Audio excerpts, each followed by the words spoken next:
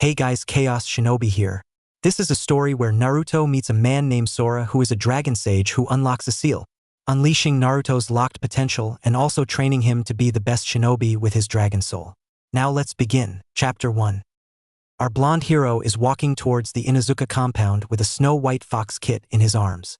It's been about a month since the wave mission where Naruto gained his new Nindo and resolved to protect his precious peoples. The small kit he holds in his arms shivers slightly and snuggles closer to the blonde, trying to keep the heat in its body. He smiles softly and looks down the street. We're almost there, Shiroi-chan. Just hold on. Hana-chan will fix you right up, Naruto says. Naruto walks into the clinic and looks around for Hana. Luckily for him, there's no one else there at the time, and Hana walks out when she heard the door open. She smiles, seeing Naruto with yet another animal for her to heal. She always enjoyed her little visits from the blonde-haired boy. He had a heart of gold, and anyone who couldn't see it was blind as a bat. She stood at about 5 feet 6 inches, and had dark brown hair with a slight red tint to it which came out as a ponytail at the top of her neck, and 2 bangs fell forward over her face. She had a fang mark on each cheek, just like her brother Kiba. However, she had a heart-like face and beautiful chocolate-colored eyes. She wore a chunnin jacket with its zipper halfway up her medium to large C-cup breasts.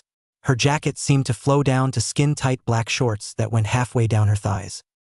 Hana smiles and says, "Well, Naruto, what's wrong with her?" Naruto simply says, "I think she has a cold, but I'm not sure you're the doctor after all." Hana laughs and misses the dreamy look that flashes across Naruto's face. She takes the kit from his arms, saying, "Come on, I'll take care of her." They walk in the back, and the Hamaru triplets, each the size a good wolf, tackle Naruto to the ground and start licking him mercilessly. Hana laughs even as she diagnoses Shiroi as having nothing more than the common cold. She smiles, seeing Naruto get back up and start tackling the dogs all around the small play area just outside the office she's in. Hana calls out to her dogs to stop harassing Naruto, and they comply, but not until the eldest nips Naruto in the butt for tackling her. Naruto yelps and yells, "No fair!" Hana-chan said to stop. She chuckles, "Well, Naruto, you were right, she only has a cold. She should be good as new in a few days if you can give her water and food." Naruto smiles, "Sure, Hana-chan. Thanks again." She simply smiles and replies, "It's no problem, Naruto. You always look out for the animals. You're welcome here in the clinic anytime." He beams at the praise and then chuckles, nervously scratching the back of his head. "Yeah, sure, thanks." She looks at him suspiciously but waves it off and asks, "So are you going to keep this one or let it go like the others?" At this point, the fox kit and woken from its sleep Jutsu and proceeded to jump onto Naruto's pants, climb into his jacket and run all around the jacket, making Naruto laugh as he was ticklish, followed by poking its head out of the jacket right under his chin. Hana could only smile as she watched Naruto squirm in laughter and then do absolutely nothing to stop the fox from getting close to him. The kit cocked its head to the side, cutely looking at Naruto with eyes that could rival the best puppy dog in existence. He groaned and then smiled. "Well, I guess I can't ignore that. I'll adopt Shiroi-chan then," Naruto said with enthusiasm. Hana chuckled. "She seems to do that a lot around Naruto." AMD said, "Well, make sure you come by and get her checked out every once in a while." Naruto nodded and ran towards the door. "Bye, Hana-chan, thanks again. I got team practice." With that, he bolted out the door. Hana smiled and then sighed. She wasn't oblivious. He had been sneaking glances at her the entire time they were here. She knew his life was bad, but bad enough to make her an object of affection? That was not good. She decided a night out with the girls, Yugao, Kurenai, and Anko, would help. Later that day, around 9 p.m.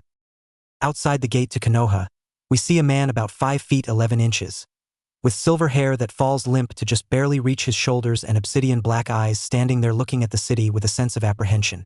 He is wearing a black sleeveless muscle shirt with black cargo pants that sorta hang off his body, with silver lightning bolts near the bottom.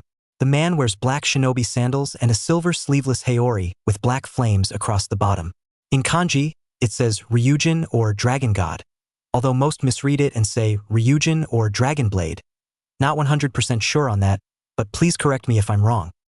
He smiled and said, "So this is the place, huh? Hope I can find the gaki." He walked up to the gates and handed them the papers. They nodded and he was on his way. He knew it was late and decided his search would start tomorrow. So he headed towards the prominent bar in the area, the Raging Tiger. He walked in and sat down at an open table near the back booths.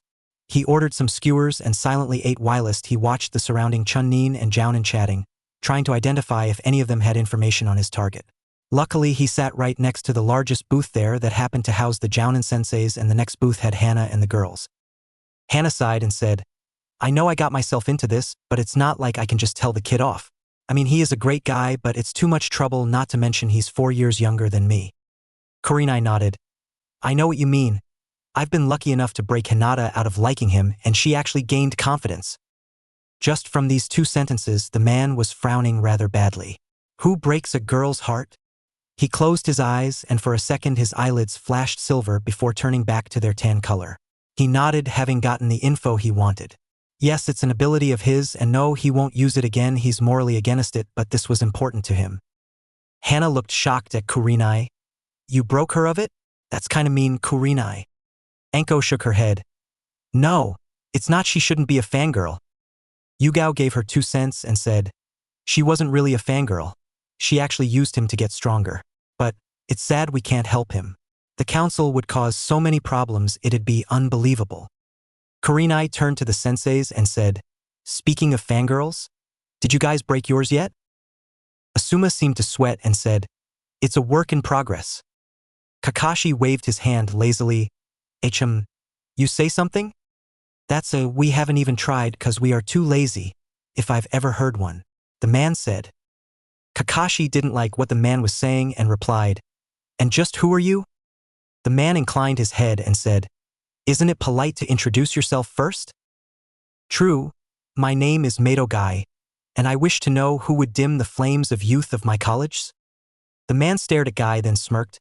"Well, my friend, my name is Sora Ryu, and I wouldn't go so low as to dim your flames of youth, but rather I say they did that themselves."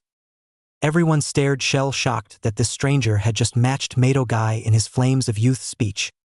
Sora chuckled, then got serious. "I heard everything you people said, and I must say I am sorely disappointed." Asuma replied, "Now see here, we train our teams." Sora snapped and said sternly, "Don't lie to me." He continued, "Asuma, you simply train Shikamaru and Shogi and go, leaving Ino to be a fangirl. Simple genjutsu would have worked for her. And Choji to eat and not really work on his skills. Kurenai, you focus far too much on Hinata when you could have simply trapped her in a genjutsu that showed her she had to save her friends or die. You still trained Kiba and Shino, but their clans have done the most work. I won't lay all the blame on you because you did offer them training at any time, they just don't fit your style. Guy, you are the best teacher here. You never neglected your students, and although you did train Lee the most, he needed it, and Tenten and Niji were never ignored. Kakashi, well, you just plain suck.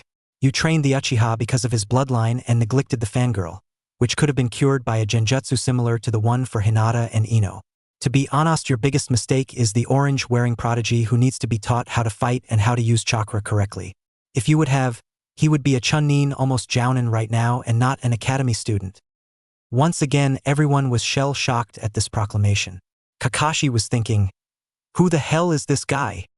Guy and Kurenai were pretty much relived that he praised them, while Asuma was none too happy.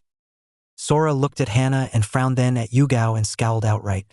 "And you say you want to help him, but the council stands in your way? Ignore them. You are shinobi, not helpless civilians. Are you not among the best ninja and kunoichi this village has to offer?" He sighed, and everyone noticed that the bar wasn't even looking at them. Kurenai noticed and thought, "Genjutsu. Yes, it's a genjutsu, and don't worry, I won't attack.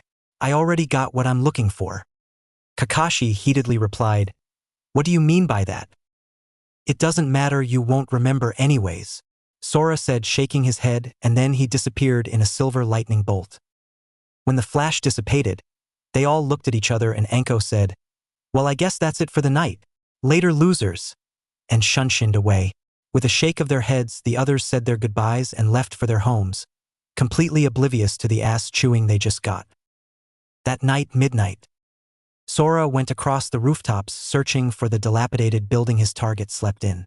No, it doesn't deserve to be called a home. It's nothing more than a shelter in the wind. He came to the building and smiled. He could feel his target's power and was happy to know this place hadn't snuffed it out. He sneaked into the boys' room and looked around. It was bare, with only essentials which are broken and barely working. He was not happy about these conditions and felt his anger rising. He sighed and calmed himself. It wouldn't do for him to attract Anbu to this site. He looked down at Naruto and Shiroi and smiled, seeing the fox kit lovingly snuggled into his chest. Perhaps he won't need all the work I thought he would, Sora thought. Boy, he should have known better. Once more he closed his eyes and silver chakra enveloped him. A golden chakra rose and covered Naruto just as Sora looked at him. He smiled and the chakras reached out and touched. With a blinding flash, a streak of silver went into the gold and the chakras pulsed wildly, notifying the Anbu and the Hokage, who had to work late on paperwork. Sora was kneeling on the floor of Naruto's apartment, and he looked up with tears in his eyes. He felt the Anbu and knew he had to get away, or he would risk not only detection but also obliteration. Not for himself, but rather for Konoha. He disappeared in a silver lightning bolt just before the Hokage arrived. He started to check the seal, and on the boy he saw as a surrogate grandson. Same time, Dragon's Realm. Sora arrived in a large field and collapsed to his knees once again. Around the clearing, dragons of all types were watching him, and suddenly a pulse of chakra coincided with an anguished cry from the man. The dragons were scared. This was the man who had not cried for anything in over a millennium. As the chakra subsided, the dragons stared in awe. Sora looked at his scaled hand through his tears and then clenched it. I swear, Naruto, nothing will stop me from helping you become what you were meant to be. Brother. Same time, Kyuubi's seal. A large red eye opened and then a malicious chuckle filled the air. Well, kid. It seems you have someone rooting for you. Things will get interesting from now on. Kami's court. In all of existence, there are few beings crazy enough to crash into Kami's court when it is in session. Luckily, or unluckily, Naruto had a friend who would do just that for Ryu, also known as Ryujin and commander of the Dragon Legions. Walked into Kami's court just as Inari was petitioning yet again to have Kyuubi set free. Who would have guessed that Sora would be backing Inari's claim? Author Demon Style. Flashback no Jutsu. The silver chakra materializes in front of the Kyuubi's cage. Sora looked at the great demon and scowled. He knew it wasn't Kyuubi's fault, and this was the work of someone powerful. The only question was, who? Well, so it's the famous Ryujin. And here I was wondering who's favoring the kid. This certainly is interesting, Kyuubi said, opening its eyes. You know as well as I that this hatchling deserves a better life. Will you fight him or leave him alone? Sora replied. Kyuubi sighed. I knew I shouldn't have tried intimidating you. I will not fight the kid. Far from it. Should he ask, the whole of my chakra would be available to him, should he wish to destroy these vile beings who claim humanity. Sora was rather shocked but replied, So you would help Naruto? Kyuubi chuckled maliciously. Yes, although I would rather not die when he does, nor be bound for all eternity, if what I believe to be happening is in fact happening. Sora smiled. In that case, should you leave the hatchling a gift, I will petition the court to free you. Kyuubi looked shocked and replied, Done. I shall leave the boy the Kitsunikan Taijutsu style, which relies on speed and debilitating hits, should I be freed. All he will need is to practice it, and he should master it with the filtered information. Sora nodded. It shall be done. I'll be seeing you soon, Kyuubi. And he disappeared from Vi. Kyuubi smiled. Interesting indeed. I may just leave a small seal to allow me to see this kid's life. Author Angel Style. Flashback no Jutsu Kai.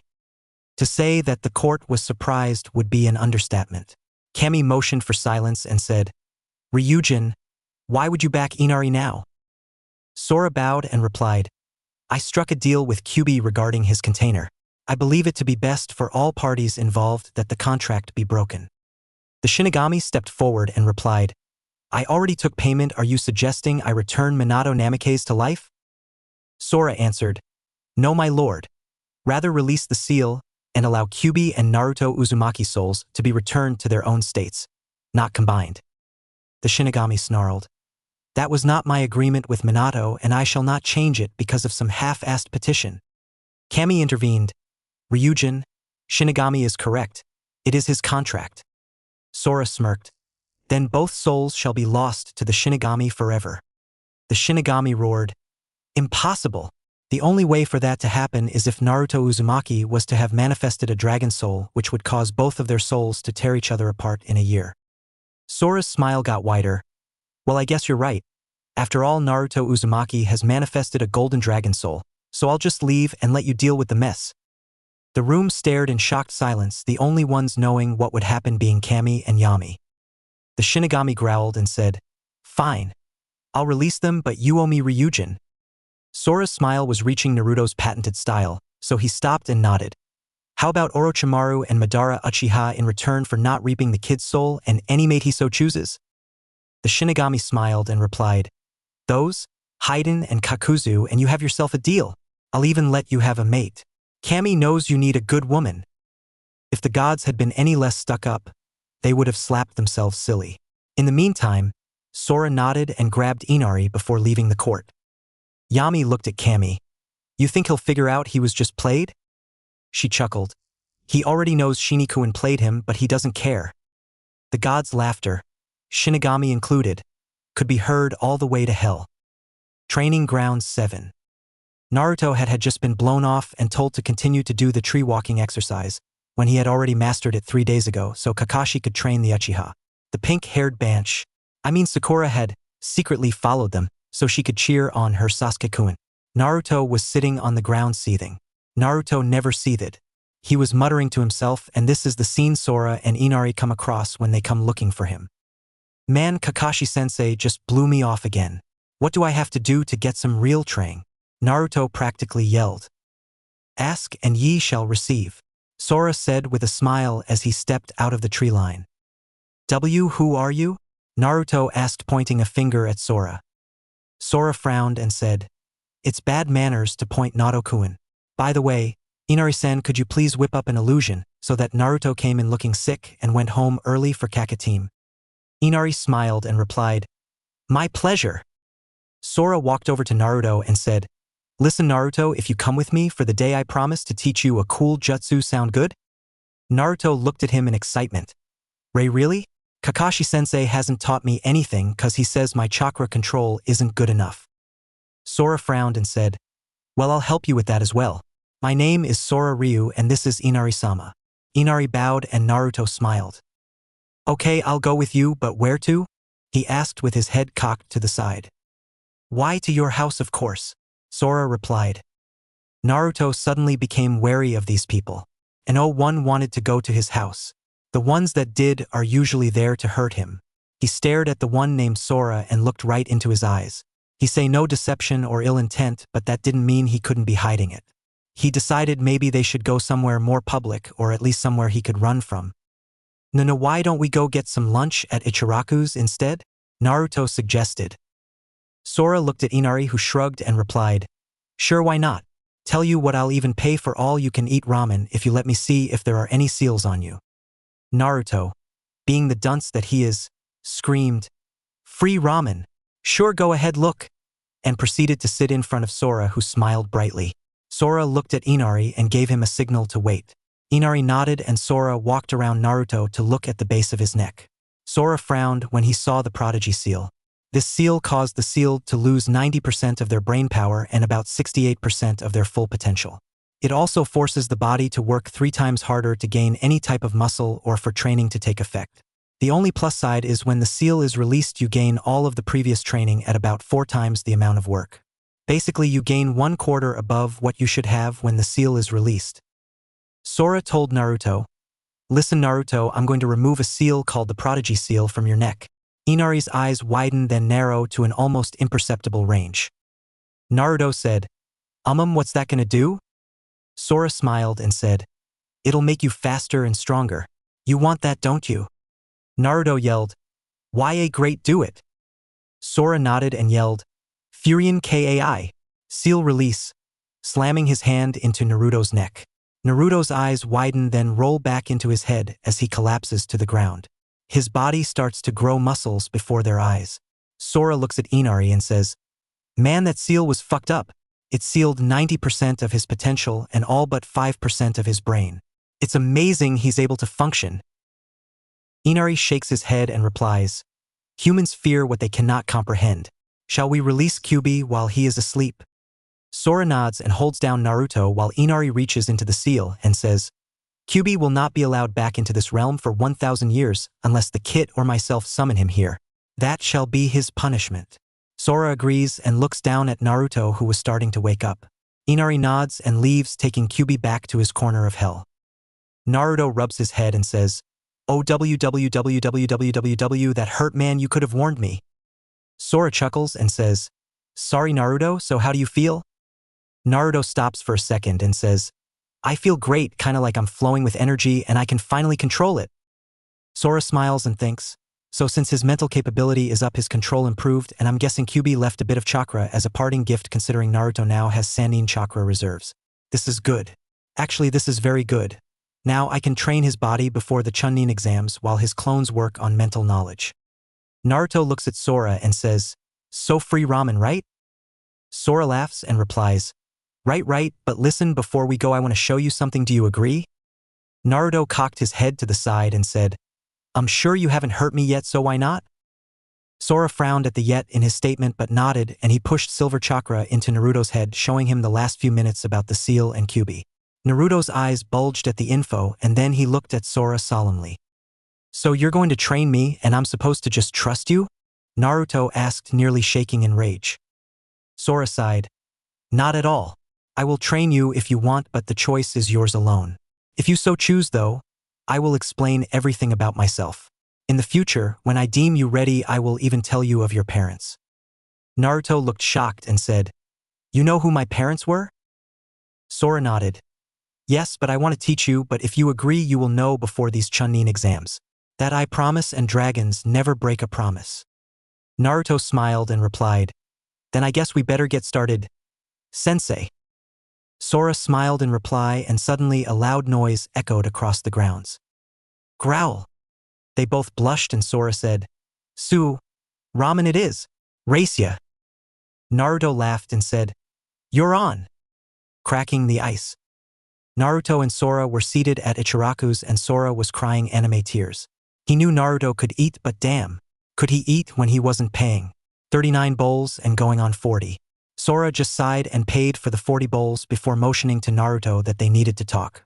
Naruto nodded and said his goodbyes before they took off for Naruto's house. On arrival, Sora quickly ran through some hand seals before ending on Ryu. The room glowed and Naruto realized it was a silencing jutsu. Sora turned to Naruto and said, "Now that that's out of the way, we need to discuss your training." Naruto nodded and replied, "Well, I definitely want to get smarter. Now that I can actually think clearly, I can't believe how much my training was stunted. So the shadow clones in the library would be helpful." Sora agreed. "We will be doing that, and I will be personally overseeing your taijutsu training and physical conditioning, so that when the time comes, you can train in the Ryu no Tsurugi style.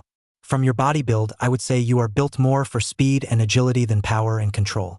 So we will focus on that before I even begin to teach you jutsus. You will have Jounin control because as of right now you have about mid-Sannin chakra. Side note, not sure about Tsurugi, believe it means sword, and Sannin is a step below Kage." Naruto sighed and replied, "Hi, sensei, but can I start on the library right now? I'm tired of being called a dobe and idiot." Sora nodded. "Okay, 30 clones and make sure they henge into something else. You know the library won't let you in. Also, you're not stupid, you're ignorant, there's a difference." Naruto complied and Sora stared as two used Naruto's sexy jutsu. Naruto scoffed and was about to yell at his now perverted, in his mind anyways, sensei when Sora smiled brightly. Sora said, "Hey hatchling, do you have any idea what you just did?" Naruto shook his head, wondering what he was talking about, and said, "What do you mean? I just used my usual henge." Sora scoffed and said, "No hatchling, you actually changed your sex to woman with this. Do you know what the benefits of this jutsu are?" Naruto was now confused. "What about it, sensei?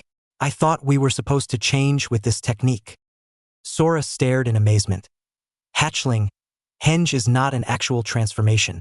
It's a low-level genjutsu. With this technique, you could actually infiltrate sex rings and such as a female and change into a male. You could bust a whole ring just by getting by the guards because they think you are actually a woman. If you could reverse the technique, you could even save a woman from being raped vaginally. Girls would be knocking on your door for this technique." Naruto was dumbstruck and gaped like a fish. Then a slow chuckle filled the room, followed by outrageous laughter, and Naruto realized what he could pull off with this technique. He could prank the entire village into thinking Sasuke was gay. He could make Kakashi walk around in a pink tutu. Hell, he could make the Hyuga seem like normal people. He could... Naruto. Geez, prankster at heart, huh? Anyways, listen, get them to the library and make sure 2 of them read up on anatomy so you can complete the jutsu, Sora said. Naruto scratched his head nervously. Hee, sorry sensei. Couldn't help myself. Sora sighed.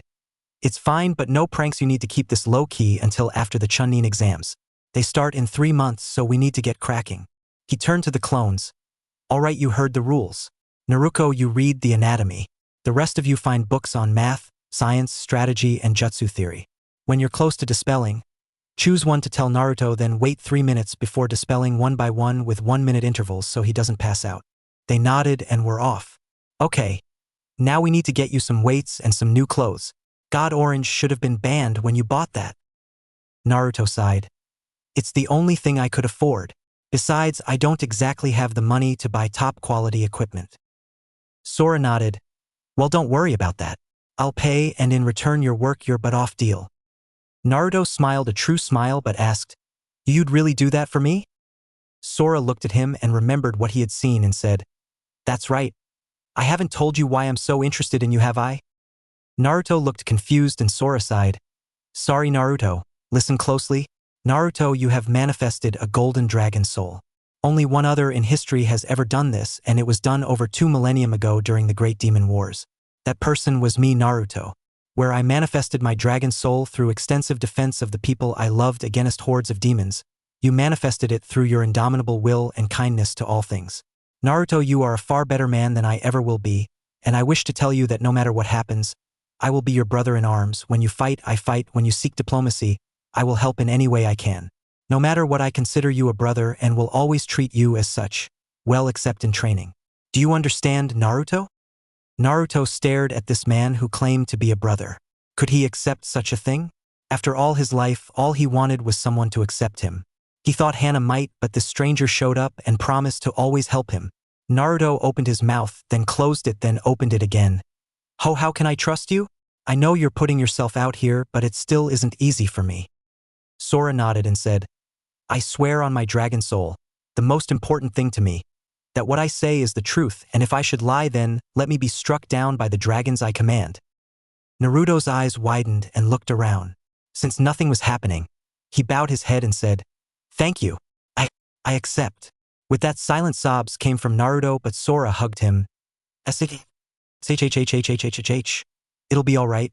He rubbed Naruto's back and Naruto cried out loud for the first time in over a decade. For half an hour he sobbed. When it was over, he silently thanked Sora before he went into the bathroom. Shiroi had just woken when she heard the door close and wondered why she could smell something primal in her master's house. So, being the curious fox kit she is, she hopped out of the bed and stretched, then trotted out into the living room. She saw the silver-haired man and she immediately knew he didn't mean her master harm.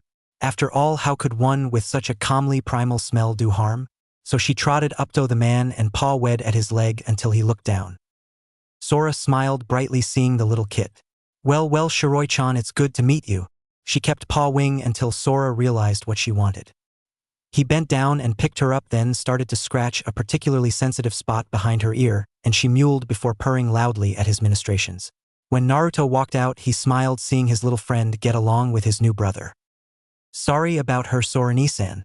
I swear she's such an attention hog, Naruto said, teasing her. Sora simply chuckled, and Shiroi was content to do a repeat of when they first met. She hid in his coat afterwards, and Sora just chuckled at the look of annoyance on Naruto's face. Sora said, Okay, so off to Wolf's Claw to get you outfitted and some basic sealing supplies and weights. Oh, and while I like being called brother, don't call me that in public, it'll be too noticeable, okay? Naruto nodded and they left with Naruto locking the door. Wolf's Claw, Higurashi Shop, 1 p.m. Tenten looked up as the door chimed to see Sora, closely followed by Naruto, walk in and start looking around. Since they seemed to know what they were looking for, she left them alone. Although she did wonder who Sora was considering, no one seemed to want to be around the prankster king from hell. She shrugged it off as a quirk and went back to reading Weapon Legacy, a catalog of the rarest and most legendary weapons. Somehow they had gotten a photo of the fabled twin silver dragon scimitars. Sora led Naruto over to the clothes and looked around till he found what he was looking for. He shoved it into Naruto's hands and pointed to the dressing room.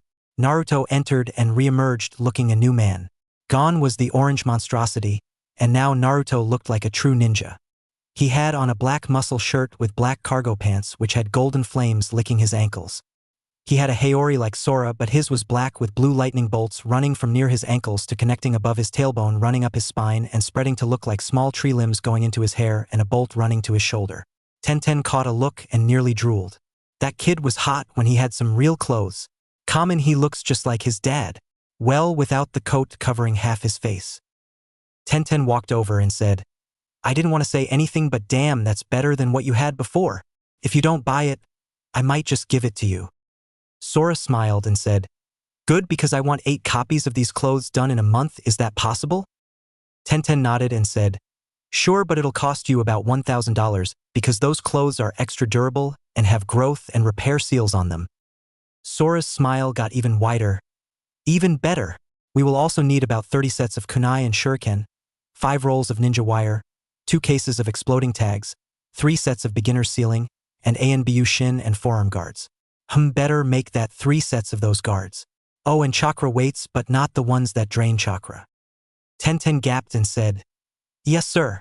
That'll be about another $2,000 on top, cause the ANBU guards are expensive." Sora nodded and replied, "Done, glad to have done business with you, miss." Tenten Higurashi, glad to be of service. Tenten replied, "Name's Sora Ryu, and this hatchling is Naruto Uzumaki." Sora said, and Naruto smiled again and turned back to the mirror, admiring that he now had good clothes. "Thanks, Tenten, and you too, Sora. I can't believe I used to wear that orange thing," Naruto said. It was now that Shiroi decided to come out from under the pile of orange, and when Tenten saw her, well, let's just say she had a fangirl moment. "Kawaii!" Tenten screamed and glomped the now happy kit because Tenten was hitting that tender area again. Sora and Naruto shook their heads and allowed Tenten to pamper Shiroi while gathering the requested items. It was rather humorous to see Shiroi in one hand and boxes of things in another. When all was said, done, and paid for, they left the shop with a promise of shopping there again and headed to Naruto's house. When they got there, Naruto unpacked the 2 sets they had in stock and all his equipment and stashed it away. Sora looked at Shiroi and remembered how Naruto met her. "Say, Naruto, doesn't Shiroi need a checkup?" Sora asked. You probably. Hold on, let me finish and we can go and get some dinner afterwards," Naruto replied. "Hey, wait, how'd you know that?" Naruto asked. Sora sighed and said, "I don't like doing it, but lying to a dragon is impossible. A branch off that I developed of this ability allows me to read a person's mind for up to a day. However, since you have manifested a dragon soul, it allowed me to see your whole life. This is how I know who your parents are and what happened. I'm sorry if you feel violated, but I was not expecting to see everything, maybe just the last few days." Naruto nodded and replied, well, I guess it's okay. Promise to tell me about your life later." Sora nodded. "Then fine, just don't do it again." Sora nodded once more. Sora said, "Listen, summon a clone and have it dispel your others slowly while we walk." Naruto did so and they started walking to the Inuzuka compound. Inside the clinic, Hana had just finished checking the dogs for the Inuzuka when a man she knew far too well for her own liking walked in. She cursed that the Hamaru triplets were still asleep from their treatments. His name was Shinsui Iasegawa, and he was the son of a civilian council member. He was a short little thing about 5 feet 1 inch. And 28 years old, yet he kept coming in every week to harass and ogle her every chance he got. He'd been after her for months now, and she was tired of it. Still, he was a customer. She smiled falsely and said, "Hello, Iasegawa-san. I assume you are here for little Shunshin's checkup?" He smiled broadly back and replied, "Of course. You're the only one I let take of my little Shunshin-kun, Hana-chan." Gods, she wanted to punch him. What gave him the right to call her Hana-chan? Once again, she swallowed her pride to perform her duty as a veterinarian. She kept on smiling and replied, "Thank you for your continued business. We appreciate it." It was about this time that Sora and Naruto walked into the clinic. Hana was too busy trying to get away from this guy that she didn't even notice, but Naruto frowned and whispered to Sora, "That guy is a councilman's son, Shinsui Iasegawa. He's been harassing Hana-chan for months now. I'm surprised her feral side hasn't kicked in and ripped him apart. Yes, people, Naruto is finally learning, so get used to him actually being observant." Sora nodded and replied, "You still keep that recorder on you?" Naruto nodded. Good, keep it going, we may be able to catch him in the act. Naruto smirked devilishly and handed Sora the recorder. Sora made some hand signs and they both disappeared from Vi under a genjutsu.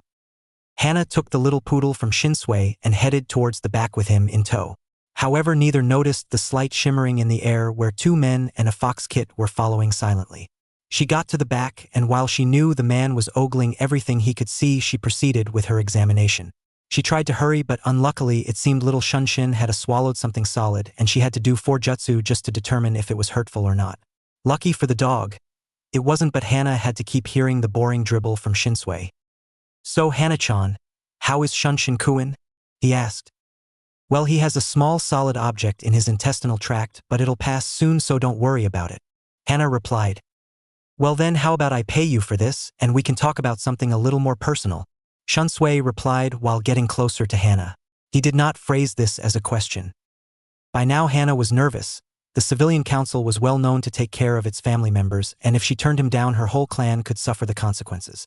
On the other hand, her feral side was screaming for her to rip his head off because he was nowhere near mate material, let alone alpha status. She decided to go with a mixture and flatly refuse while trying to make sure he didn't tell his dad something stupid. Please pay and then leave, Iasegawa-san. I have nothing I wish to speak to you personally about, she replied curtly. Now Shunsui Iasegawa was not used to being turned down. As a matter of fact, only one had ignored his advances and she was standing in front of him. He did not take no for an answer. After all, he was a council member's son. Who would turn down a date with one of the most influential people in town? Now this Inuzuka bitch had not only spurned his advances but turned down his offer. He was pissed. Now see here, Shunsui said as he grabbed her wrist. My father is on the council. You have ignored my advances for months now, and when I offer to take you on a date you flat out refuse me? Who do you think you are? By this time, Naruto was pissed enough to jump in, but Sora kept him back, silently motioning that they needed more evidence. Advances? Hana said incredulously. You did not make advances on me. You ogled me every chance you got. I do not want to date you and I refuse to do so. Those are my advances, he replied. You should be honored to be picked by me as a girlfriend. He smirked devilishly. And if you do not, then I will just have to tell my dad that you have been overcharging me for my visits. After all, who really knows what goes on back here? Hana was now officially done with him. Leave and tell your father whatever you want to. I have done nothing of the sort and you know it. Perhaps, but I will have you, Hana-chan, one way or another. He replied before he found himself hurled down the hall and into the waiting room, which was now occupied by none other than Kuramaru and Tsum Inuzuka, the clan head. What is going on here? Tsum asked. Time warp. 5 minutes earlier. Tsum was in her office silently enjoying some jasmine tea when Kuramaru's head popped up and his nose seemed to go into overdrive. It can't be, Kuramaru said in shock when he realized the scent. He stood up and headed for the door, trying to follow it. Kuramaru, what is it? Tsum asked, wondering what could make her partner act so strange. No time, Tsum, follow me. If I'm right, then this village is about to be shaken to its core, Kuramaru said. Tsum stood stunned until they both took off, Tsum following Kuramaru closely. They eventually found themselves standing in the clinic's waiting room when Shunsui came flying through the hallway. And Tsum said, What is going on here? Present time. Hana was stunned. She had just thrown a customer almost into her mother. She was going to get in trouble now, she just knew it. It didn't matter if she had a legitimate reason, her mom would never let her live it down. Suddenly an ANBU showed up and said, Iasegawa-san, your father is looking for you, please head home immediately. The man nodded dumbly, then scooped up his dog and ran like a bat out of hell. As soon as the door was closed, Naruto and Sora walked out of the back. When Kuramaru saw Sora, he froze in shock. Sora stared at this familiar-looking dog until it dawned on him. Kuro-chan, Sora said incredulously. Tsum looked at the man and then busted out laughing, followed soon after by everyone except the old dog, who was now growling at Sora. Wiping a tear from his eye, Sora said, I'm sorry, it was just too good. How are you, Kuramaru? All grown up now. I'm sure you have your own litter to worry about. Kuramaru smiled. Well, as best a dog can smile. Indeed, and I am just fine, thank you, Ryujin Dano. By now, the others were confused, although Naruto guessed that was Sora's title. Sora walked up to Kuramaru and knelt then hugged him. Good to see you, old friend. Likewise. Sum was never a patient woman, and it showed with the throbbing vein on her forehead. Okay, what's going on? First, I find my daughter harassing a customer. Then Naruto Uzumaki and some guy show up out of nowhere, and now you're acting like old friends. Kuro explained. Hana was visibly ashamed, but that disappeared when Sora held up a recorder and the conversation was played back for Tsum. Let's just say she chose some words that are better for readers over the age of 3,000, shall we? Tsum sighed and looked at Sora. Thank you for this. I wouldn't want Hana-chan to get in trouble for no reason. Sora smiled and said, Don't thank me. Thank the kid. He's the one who carries a recorder. Naruto smirks and says, Never know what you can find out, and it helps to have proof. Tsum smirks and Hana blushes, finally noticing Naruto's new gear. What the hell? I'm blushing. But he's 4 years younger than me. Get it together, Hana. Still, was he always that buff? Sora notices the blush but decides to ignore it. Listen, why don't you close the clinic early and we can talk in your home, because I don't feel entirely comfortable repeating everything out here. Tsum nods and says, Very well, but this better be good. Kuramaru chuckles. If he is going to say what I think he's going to say, trust me, Tsum, you'll be gobsmacked by the end of it. That night, 7 p.m. dinner at Inuzuka's. I ordered some steak shish kebabs from Akimichi's. They will be here soon, so can we get this started? Tsum asked. Sora looked at Kuramaru. Your honest voice, old friend, what do they think of Naruto? Everyone seemed surprised at the question, but Kuramaru answered anyways. The council can't stand him and will do anything to keep him from having any type of friendship. Hana risked her livelihood to treat the animals he brought in. Tsum has always supported him in votes, but she is always in the minority. Tsum and Hana looked outraged that he gave away such info so willingly. Calm yourselves, ladies. Thank you, Kuro. I know it wasn't easy to do that. After a nod from Kuro and glares from the women, Sora sighed. Well, I will be honest with you. My name is Sora Ryu.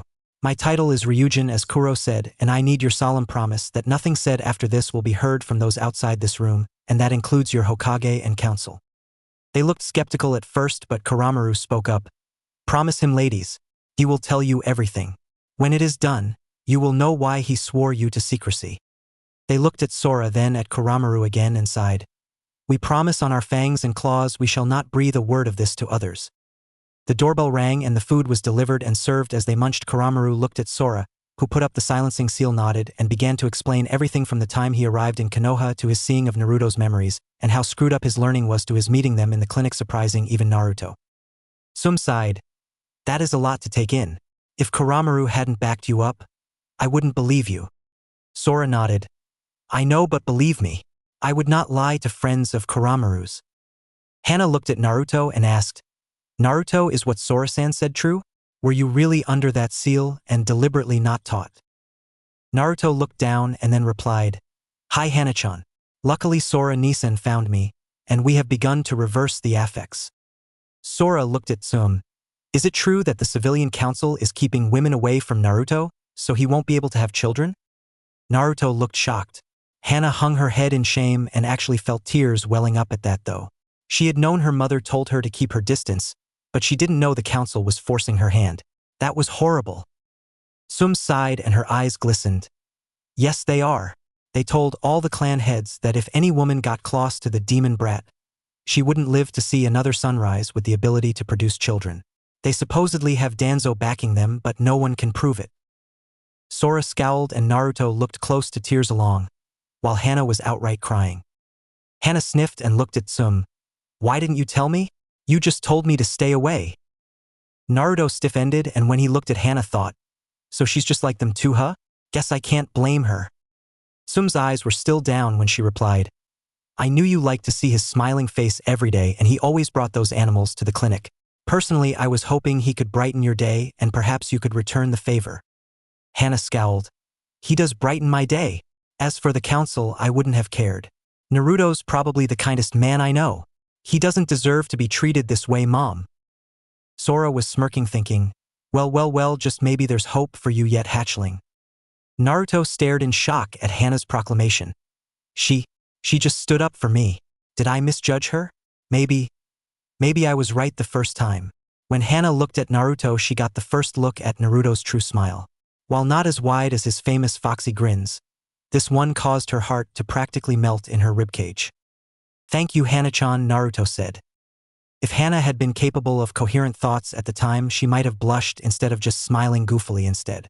Sora chuckled and Tsum smiled, thinking, if I play my cards right, I may have little dragonaires and dragonettes running around.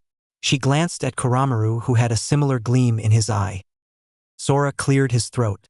"Well, since we are in agreement, how about we make plans to take care of this little situation?" Tsum looked intrigued. "And what might your plan be?" Sora smiled widely. "In 3 months, the Chunin exams are being held. I am training Naruto and he will be ready. During the 1-month break, I will be taking the hatchling to train in the dragon arts, among other things, for 4 years. Naruto stared. 4 years? I'll never make it back in time. Sora chuckled. Normally no, but where we are going it will be 4 years and it will be 1 month here. Meaning you will age 4 years but everyone else will remain the same. Kuramaru nodded. So dimension hopping? Sora nodded and Hana said, so when Naruto-kun comes back he will be my age? Tsum couldn't pass it up. So it's Naruto-kun now, Hana-chan? They chuckled as Naruto and Hana turned beet red. Sora sighed. Yes, Hana, he will be.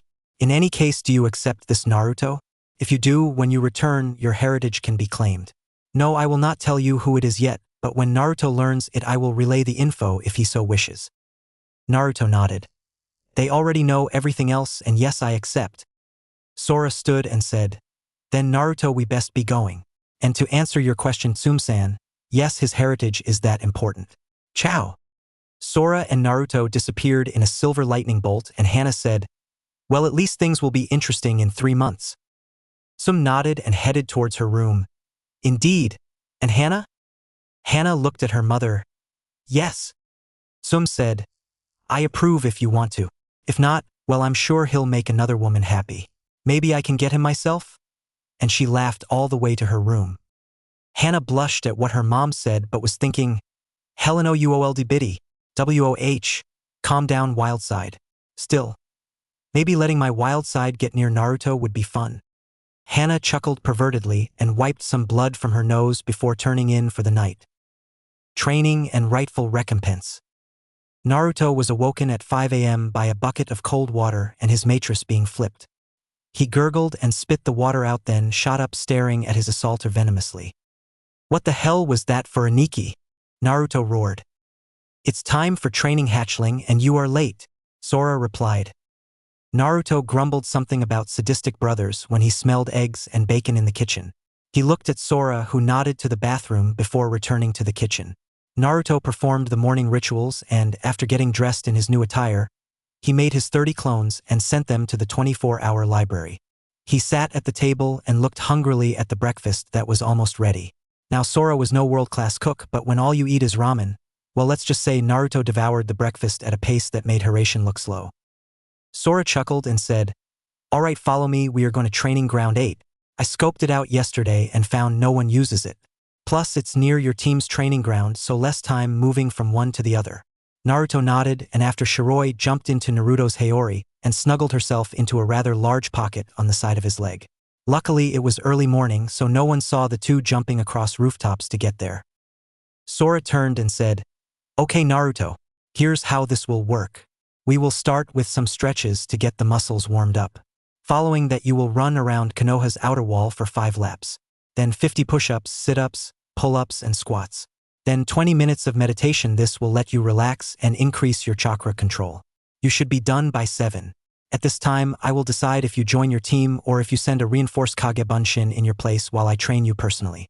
Luckily, since I am a demon hunter by nature, I know all about the Kitsune Ken style, and I can correct your flaws. Naruto looked shocked at this news. But sensei, you didn't tell me you hunt demons. Sora was a little taken aback. Oh man, I really need to explain everything. Stupid procrastination. He sighed. Right? Well, you see, dragons are the natural guardians of heaven. Contrary to popular belief, there are no battle angels. They are all messengers for the gods. Dragons are the fighters for heaven and the guardians of balance. We do not allow the scale to tip too far to the evil nor the good side. In reality, my title Ryujin means the dragons chose me as their commander and, as such, I have a say in Kami's council. Though I rarely use it, as a default dragon side with Kami unless there is a major struggle, in which case I intervene. Naruto nodded. Makes sense. Without light, there is no shadow. Without shadows, you cannot see the light. Not to mention you being on the council is kinda a no-brainer. Sora smiled. Very good, Naruto. And the position is more for show, but I still have weight when I need it. Now, as I was saying, if you don't go to your meetings, then we will train in your style till lunch with 10-minute breaks now and again. After lunch, you make about 300 clones and we will work on chakra control. At the end of the day, I will determine if you learn a new jutsu or not. If you go with your team, when you return we will train your taijutsu while your clones do chakra control. Is this understood? Naruto readily agreed with a loud, "Hai sensei." Sora chuckled as Naruto attached his weights and, after reading the instructions, added enough weight to make them about 20 pounds on his feet and 15 for each his hands. Sora shook his head as Naruto got to work. He suddenly remembered he had an errand he wanted to run but had one last thing to tell Naruto. Sora walked over and said, "Listen, Naruto, today I want you to join your team. If you don't get training, practice walking on water out of VIW of your teammates with Kagebunshin and meditate. After all, I know you can hide from Kakashi. You have a reputation for hiding from even ANBU." Naruto beamed and said, "Hi sensei, what will you be doing?" Sora smiled and replied, "Seeing someone who needs to be taught a lesson." Naruto was worried for a moment and said, "You aren't going to hurt anyone, are you?" Sora shook his head and replied, "No, maybe just scare him a little." Naruto chuckled and said, "Okay then, have fun," and took off for his laps. "Now it's time to see an old man about what is rightfully Naruto's," Sora said, as he headed to the Inuzuka compound. He would need some help to convince the old Kage he was real. Hokage office. 7 a.m. Sarutobi Hiruzen was many things. Sandaime Hokage of Konoha, sensei to the Sannin, student to the Sho and Nidaime Hokages, and Kami no Shinobi among many others. But even he being all that he is has never defeated the greatest enemy of the Kages. Paperwork. Even though he had arrived not but 10 minutes ago, his desk seemed to be full of the damn forms and files he needed to fill out. Right now he was cursing the Nidaime Hokage for giving him this job. Little did he know his greatest trial was approaching fast, and he could only hope that the man became his ally, and not his worst nightmare. Sora had already fetched both Kuramaru and Tsum to back his story and claims. He was constantly holding back his killer intent, KI from now on, when he thought about all the Sandaime should have done for Naruto and yet never did. Naruto should never have been denied his heritage. The legacy he carries is large, and Sora dearly hoped the old Kage had very good reasons for his actions. If not, then may Kami have mercy on his soul, for Ryujin takes no prisoners. Kuro and Tsum were following Sora and both were inwardly praying that the old Kage could withstand Sora's wrath. Tsum was hoping that this silver-haired titan could finally reignite the fabled will of fire in the Sandaime. She had watched as he sat back and gave in to old age and was far too tired to run this village with the grip necessary to make the politics disappear. Maybe, just maybe, Sora could make the Kage see just what he had allowed to happen. Sora walked into the Hokage tower and right up to the secretary. "I need to speak with your Hokage, please," he said. The secretary looked up and said, "I'm sorry, but no one is allowed to see the Hokage without an appointment. If you need one, we have an opening in 2 months." Sora scowled and said, "Okay, then I guess I'll just do this." He held his hand out to the right and stuck his forefinger and middle finger out. Byakurai! An arc of silver lightning burned a hole in the wall and the secretary looked shocked. He leaned onto the desk. "Now miss, that was only at 10% of my power. May I have that appointment now?" The secretary nodded dumbly and paged the Hokage. Tsum was slightly turned on, thinking, "Damn, if that was 10%, I wonder what else he can do." As they walked up the stairs, Tsum was curious why no ANBU came to the site. Sora noticed her perplexed state and said, "If you're worrying about ANBU, don't. I cast a simple silencing jutsu right before Byakurai."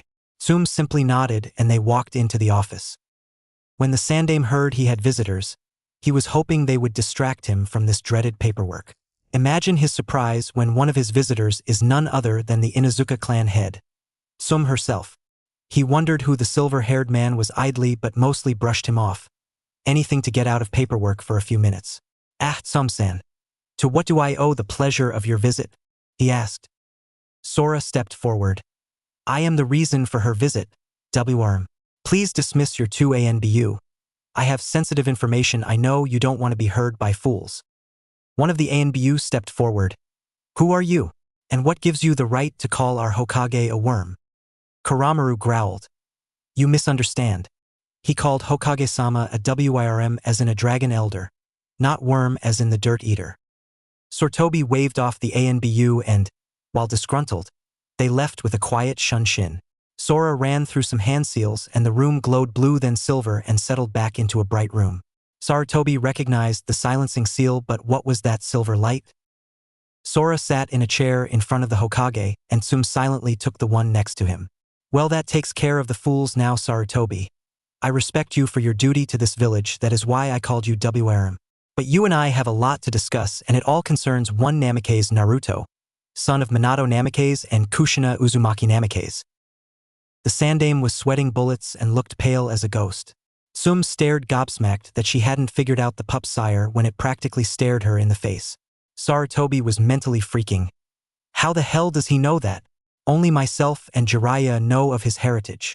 Did someone connect the dots? Did IWA find out? Oh God, what if he told Naruto? Before you have a heart attack, I haven't told anybody. The Sandaime breathed a sigh of relief. Yet. Sarutobi eyed the man before him and finally spoke.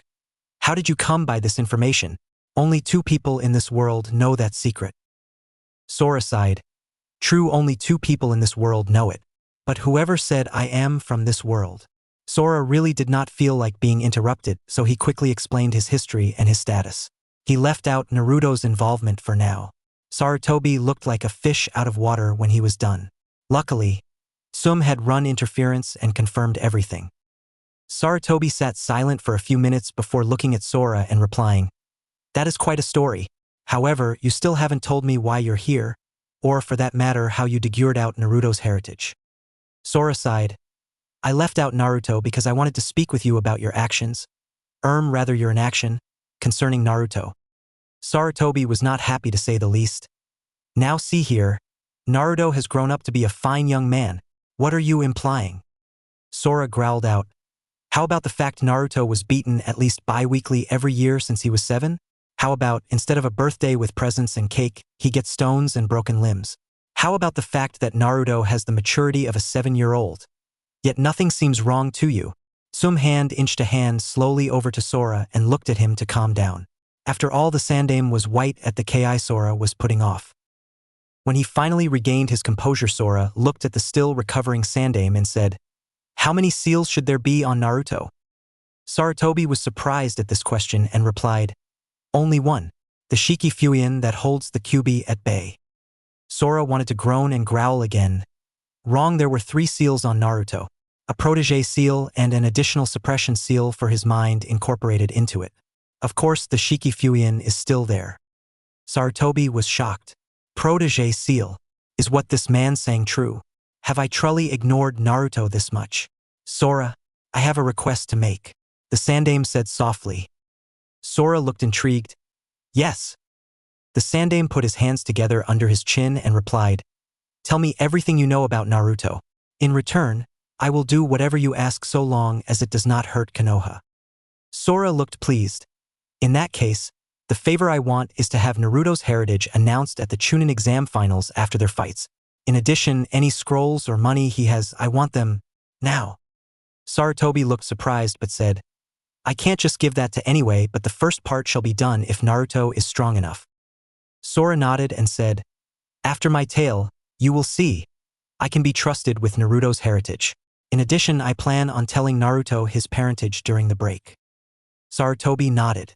If this man broke the protege seal, then Naruto should be far smarter and more mature.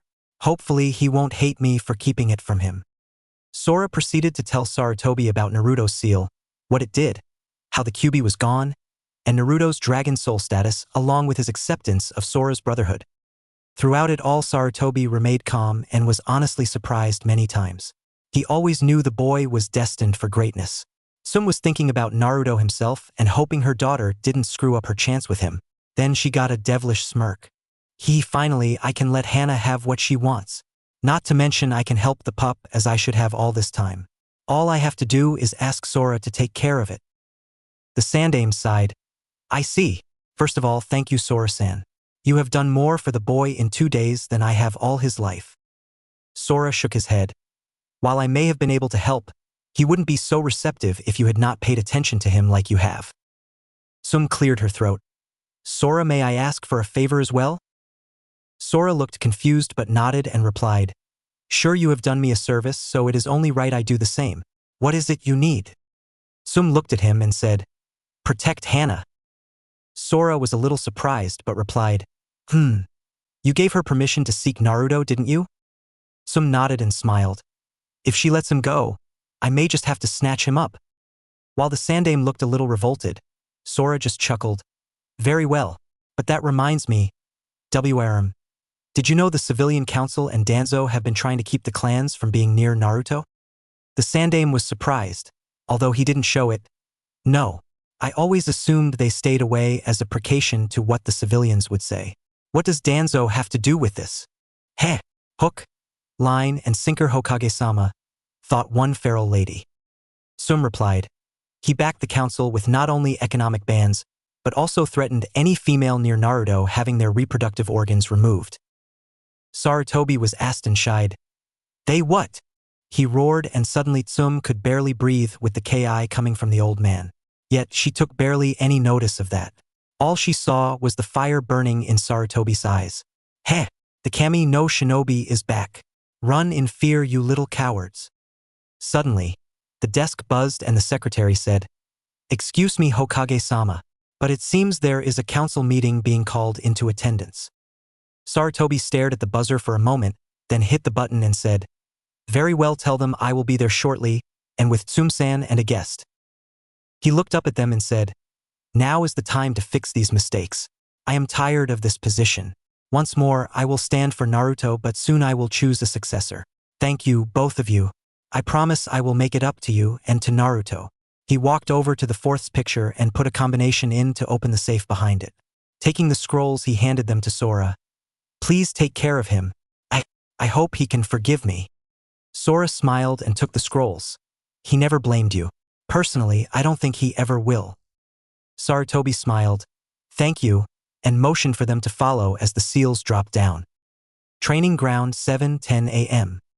Naruto had been waiting for his sensei with his team. He had already created high clones who were in another clearing working on the tree climbing with leaf balancing and the water walking, basic. When he had arrived, he had greeted Sakura and Sasuke in his usual fashion. Of course, he didn't ask Sakura on a date. That didn't stop her from attempting to hit him for being a minute late. He was beginning to wonder if he had head trauma to have even considered liking this girl. Of course, his crush died when he met Hana-chan. Naruto was meditating when Kakashi showed up. He got up from his position under a tree and walked to join his teammates. When he got there, Kakashi smiled and said, All right, team, we won't be going on a mission today. Instead, we will be training. Sakura, do tree walking until you're tired. Naruto, same thing, but add leaves. It increases difficulty. Sasuke, you're with me for some more jutsus. Naruto spoke up. Nah, Kakashi-sensei, why can't I learn a new jutsu? Sakura screeched, Naruto baka, don't question Kakashi-sensei. After the three males had recovered from their hearing loss, Kakashi said, Naruto, your chakra control isn't good enough. Improve on that and maybe I'll teach you the next step for control. Naruto looked downcast, but not for the reason they all thought. Hi sensei, may I go somewhere else to train? I don't want to bother Sakura. Kakashi was a little surprised but nodded and Naruto walked off. Sakura was a little impressed but just dismissed it as an attempt to get on her good side. Sasuke just chened. With Naruto, 10:10 a.m. Naruto was mercilessly punching a tree. Stupid Kakashi-sensei. He doesn't even watch me train, and yet he claims my chakra control isn't good enough. His hands were starting to bleed, but he didn't care. He was pissed and he needed to get it out of his system. Half an hour later, he had stopped. His hands were still healing fast. Seems Kyuubi left that little ability too. Shiroi jumped out of her pocket and mewled at Naruto, who looked down and then smiled softly. He laid down on the ground and Shiroi gently licked the wounds before snuggling up to him. Naruto let his hands heal before standing up and starting to go through the beginning katas for Kitsunken. Shiroi just snuggled into the warm spot he left behind under the tree. Right now he was thinking over his training schedule when one of his clones dispelled from the library. Seals seem interesting. He made 5 more clones and instructed 4 of them to go read up on seals and 1 to go get some basic sealing supplies from Wolf's Claw. Council chamber, same time. Sarutobi, Tsume, Kuramaru and Sora walked in. Everyone was there from the elders and Danzo to the clan heads. Inoichi Yamanaka, Choza Akimichi, Shikaku Nara, Shibi Aburame, and Hayashi Hyuga, to the civilian council members among which were Satsumi Haruno, mother to Sakura and Demon Hater, and Jairu Ayasegawa along with his son Shinsui. Surprisingly, not if you were Tsume and Sora, Hana was there as well. Already Tsume knew what the meeting was for. It was a good thing she had taken the recorder from her house when she left. Hamura stood up. Hokage-sama. Who is that and why is he in this council meeting? Tsume simply looked at her and replied. He is here as a witness to the reason this council was convened and his name is Sora Ryu. Sora bowed out of respect to the ninja council but completely ignored the civilians. The elders noticed this while Danzo thought, I haven't met this man before. What could he be doing here? Tsume and Sarutobi took their seats while Sora simply stood underneath Tsume's seat. The civilians were a little nervous because the Hokage was here and they couldn't outright punish Hana and the Inuzukas. Jairu stood and said, We are convened today to bring forth charges on the Chunin Hana Inuzuka for physically assaulting Shinsui Ayasegawa. Sarutobi looked surprised. He knew Hana and her reputation for being a calm and caring person, despite her Inuzuka blood, was almost legendary amongst the medic nin. She was specifically a veterinarian, but she knew enough to heal most basic wounds for humans as well. So just assaulting someone out of the blue was highly unlikely. Shinsui was smiling like a madman. Now you bitch, I'll get my revenge and I'll even make sure your little demon boy is punished as well. Sarutobi sighed and said, Very well, would Shinsui please give his version of the story? Shinsui nodded and stood up. Well, Hokage-sama, every week I take my dear little Shunshin to the Inuzuka compound to have Hanasan check him for any problems. I often noticed one Uzumaki Naruto present in the clinic, but always dismissed it. Obviously this did not sit well with the civilians and the ninjas were annoyed at the obvious tactic. Tsume replied, It is well known young Uzumaki-san brings wounded animals for treatment. We Inuzuka are happy to help any wounded animal no matter who brings it in. Shinsui inwardly scowled but continued, Gomen. In any case, I brought in Shunshin for his regular checkup. During this checkup, I noticed Hana-san seemed to stay closer than normal to me and was checking me out. I assumed she would be pleased if I asked her on a date. When I did so, she blatantly told me she did not like me and proceeded to beat me up and throw me out. I wish to press charges of assault because of the injury I received and compensation for my overcharge I believe have been paid for her personal grudge towards me. Heh, that oughta show you. It's just your word against mine and I know I will win. Once I do, I'll drop the charges in return for a night with you. The civilians seemed to believe his story while the ninjas, trained in reading a person's body language, were rather wary of how he guarded himself. Sarutobi nodded and said, Thank you. Now would Hana-san please give her version of the story? Hana nodded and stepped up. She proceeded to tell the true story and how he had leered at her for the last couple of months but has always ignored it as to be professional. The ninjas were pleasantly surprised to see such control and silently applauded her self-control.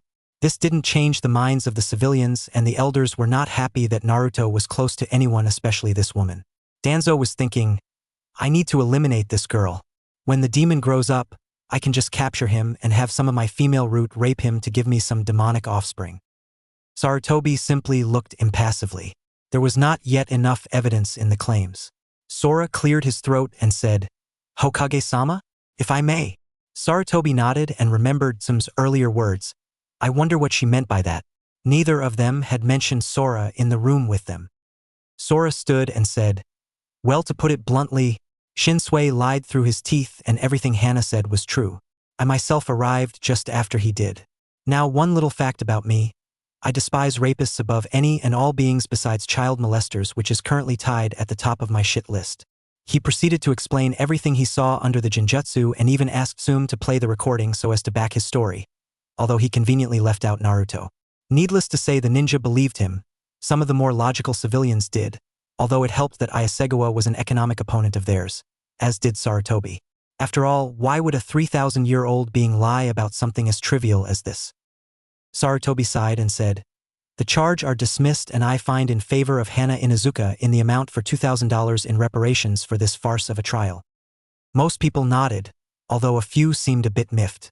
Shinsui was about to open his mouth when he was promptly silenced by his father lest he bring more reparations in the way of their family. Sarutobi looked at Tsume and nodded, then looked over the members of the council. Everyone was wondering why he didn't dismiss the council and call it a day. It was well known he hated council meetings. However, seeing as they were still in session, Haruno decided to take care of the demon's whore. Wow, she's deluded, nay. Hana-san. Hana looked at the speaker. One Satsumi Haruno. Uzumaki Naruto is well known to prank any place he comes across. Why would you allow him to enter your establishment? Sora scowled at this, though no one paid attention to him. All eyes were on Hana, as what she said could very well ignite a civil unrest close to war. Inwardly, Hana was seething. She didn't need a reason to let Naruto-kun into the clinic when he had an injured animal. She calmly replied, "Every time he arrived at the clinic, he had an injured animal. They ranged from birds to anything as large as small dogs and cats." She knew better than to mention the fox kits he picked up. Satsumi looked at her and replied, "Did it ever occur to you that he may be the one harming the animals?" Once again, Hana and Sora were scowling along with the sandame. Hana thought, "That slut. She knows nothing of Naruto yet accuses him of harming innocent animals." Hana barely held her anger at that and replied heatedly, "No, it didn't. The injuries were consistent with ninja tools and he has been bringing them in since before was old enough to attend the academy. In addition, Naruto-kun never had any injuries himself that would signify a struggle with animals." Sora silently signaled the Hokage to wait before interrupting. Sarutobi inwardly smirked. "Maybe I can get this to my advantage." Satsumi smirked and Hana knew she'd made a mistake. "So Naruto-kun never had animal-related injuries? Why is it you refer to the Uzumaki-san in such an informal manner?" Hana and Tsume were silently praying for help and apparently Kami heard it. Sarutobi spoke up.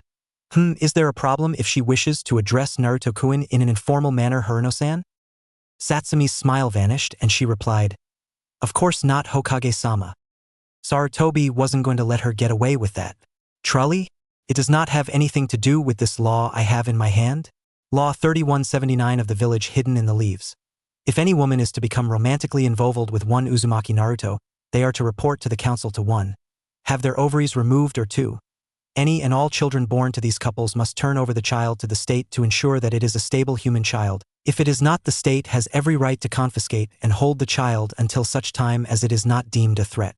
See, the strange thing is, I did not sign this law and as such it has no place in this country.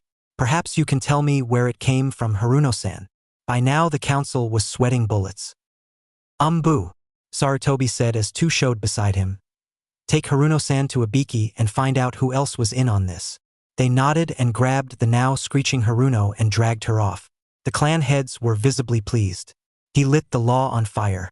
"Now any and all attempts to hinder Uzumaki Naruto will stop, and if I find even a glimpse that you are doing so, I will remove your position from this council and you will serve jail time," Sarutobi said, blasting his ki. Meeting adjourned. "I hope you have learned your lesson." Sarutobi quickly made his way back to the office and sat down only to look up and see Hana, Tsume, Karamaru, and Sora staring at him. "Thank you, Hokage-sama, for your help back there," Hana said, bowing. Sarutobi simply smiled. "No problem, Hana-san, just make sure Naruto gets enough attention from now on, nay?" The blush and sudden ippy, not unlike a certain Hyuga, caused a smile to grace his face. Sora smiled and said, "Now that that's taken care of, I will be taking my leave. WYRM. Please note that I will give Naruto only the Rasengan at the moment. However, he will be learning elemental manipulation and summoning before the exam." Sarutobi looked a little worried. "Are you sure? Summoning is a difficult." Sora shook his head. "With his current chakra, he could summon me twice over." They looked puzzled at this and Sora chuckled. "Technically, I am the boss summon for the dragons. However, unless he pushes almost double the amount for Gamabunta, he will get the original boss summon." They looked gobsmacked. Naruto had enough chakra to summon Gamabunta 4 times.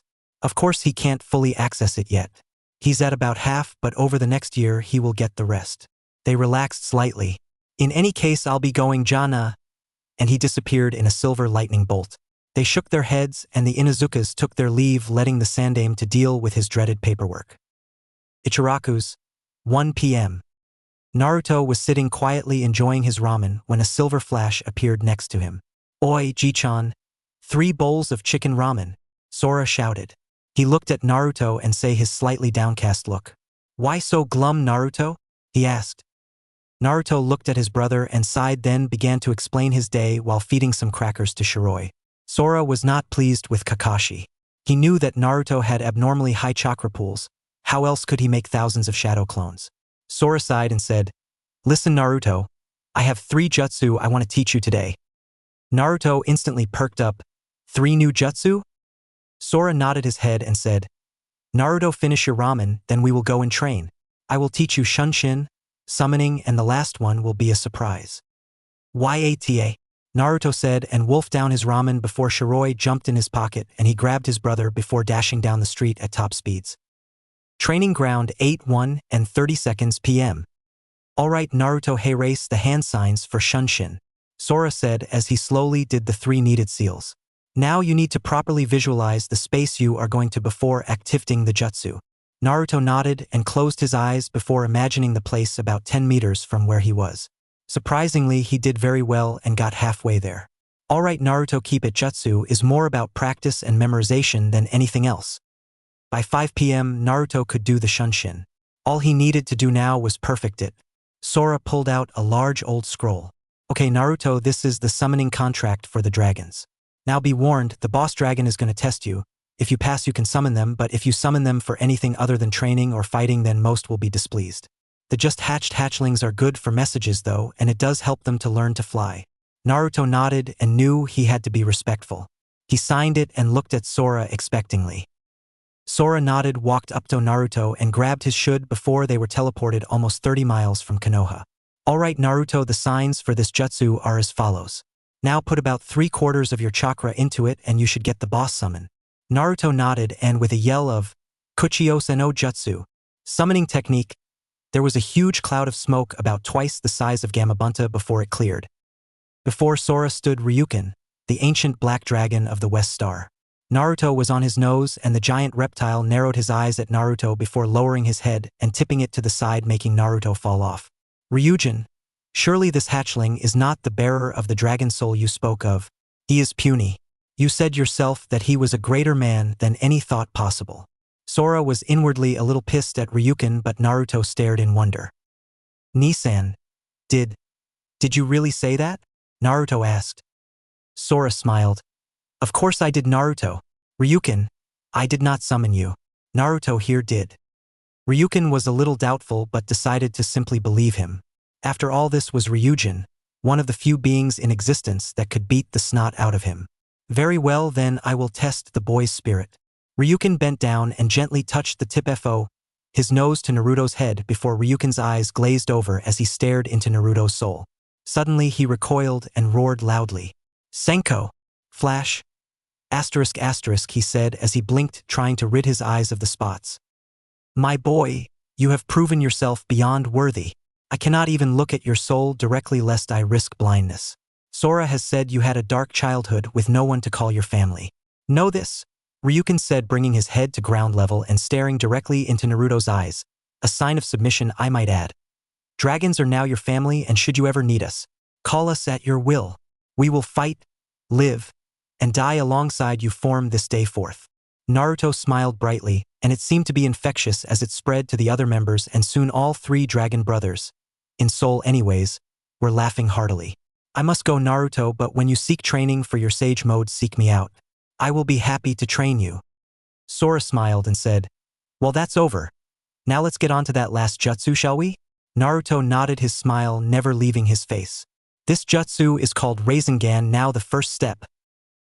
* Black Dragon of the West. Sun rises in the west, so his flames are black much like Amaterasu's, but his are stronger than Itachi's, although not the gods herself. Flash. Ryukin was blinded by Naruto's pure soul. He called him Flash because that's all he saw. Yes, this will tie into the story. And oh, it isn't the main cause for the title. Maelstrom and the Flower. Author Kami style. Time skip no jutsu. 1 month. The last month for Naruto has been both grueling and satisfying. He was now at least low to mid-chunin in his taijutsu, something he was very proud of. He has read basically the entire Shinobi library and could answer questions that would make Sakura feel like she knew nothing. Of course, the biggest improvement was his chakra control. Since he rarely went to team meetings anymore, he simply sent his reinforced Kage Bunshin instead. He trained almost non-stop with clones on it. He has completed the tree and water walking exercises as well as putting 20 leaves on his body for both of those. He still had slight trouble with Senbon balancing but had kunai balancing and rotation to an art form. Of course, training for the Rasengan almost required him to be an expert in rotation. He currently had about high chunin nearing low jounin chakra control. He didn't learn any more jutsu aside from shunshin and summoning. Surprisingly, Naruto seemed to be more than adept at seals. Already, he could make modified explosive notes. However, he needed better instruction to advance, and unfortunately seals were not in Sora's repertoire of Abelites. Oh, did I mention Naruto can use a one-handed Rasengan in under 5 seconds? That's right, no pansy-ass shadow clone wastage. Sora had been ruthless in his taijutsu training. Naruto had such a screwed-up sense of the basic academy stance that he spent the first week and most of the second fixing his forms. Sora left Naruto by himself for most of his other training, seeing as he didn't need a watchdog. Unfortunately, with all this training, Naruto hadn't seen his friends for a while, and this included Hana. Sora knew Naruto needed a break and Sora could use a few days to set his next step into motion. So he called Naruto over and had him sit down. Listen, Naruto, you have done remarkably well in this past month. As a reward, I want you to treat yourself to ramen today, and then spend the next 2 days relaxing before we continue again, alright? Sora said. Naruto nodded and smiled brightly. Good. Now when we start back up, your taijutsu training will continue as planned, but your chakra control will lessen slightly. Instead, for 2 hours a day. Oh sorry, here, take this card and pump some chakra into it please. Sora said kindly.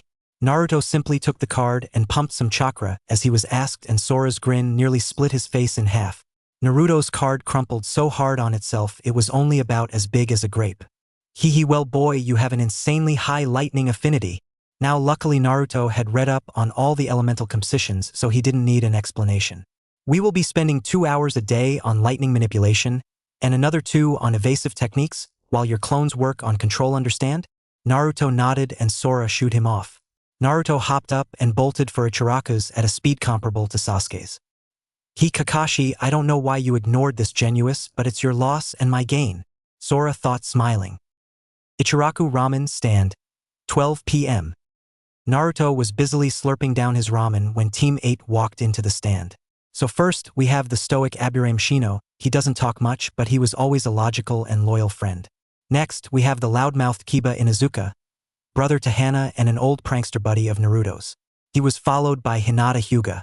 Now she used to have a mammoth-sized crush on Naruto, but luckily, or unluckily depending on who you ask, Kurenai broke her crush and in doing so was able to drop her stuttering to only around her father. They all walked in and sat down before ordering. Shino was staring at the man next to him. Naruto looked up and Shino and they nodded to each other before returning to their meals. Hey, who's that you're nodding to, Shino? Kiba yelled. Shino simply replied, Naruto Uzumaki. Now that the rest of Team 8 took a good look, they noticed the bright orange wearing idiot was gone, and they seemed to have a calm and collected shinobi in their presence. No way.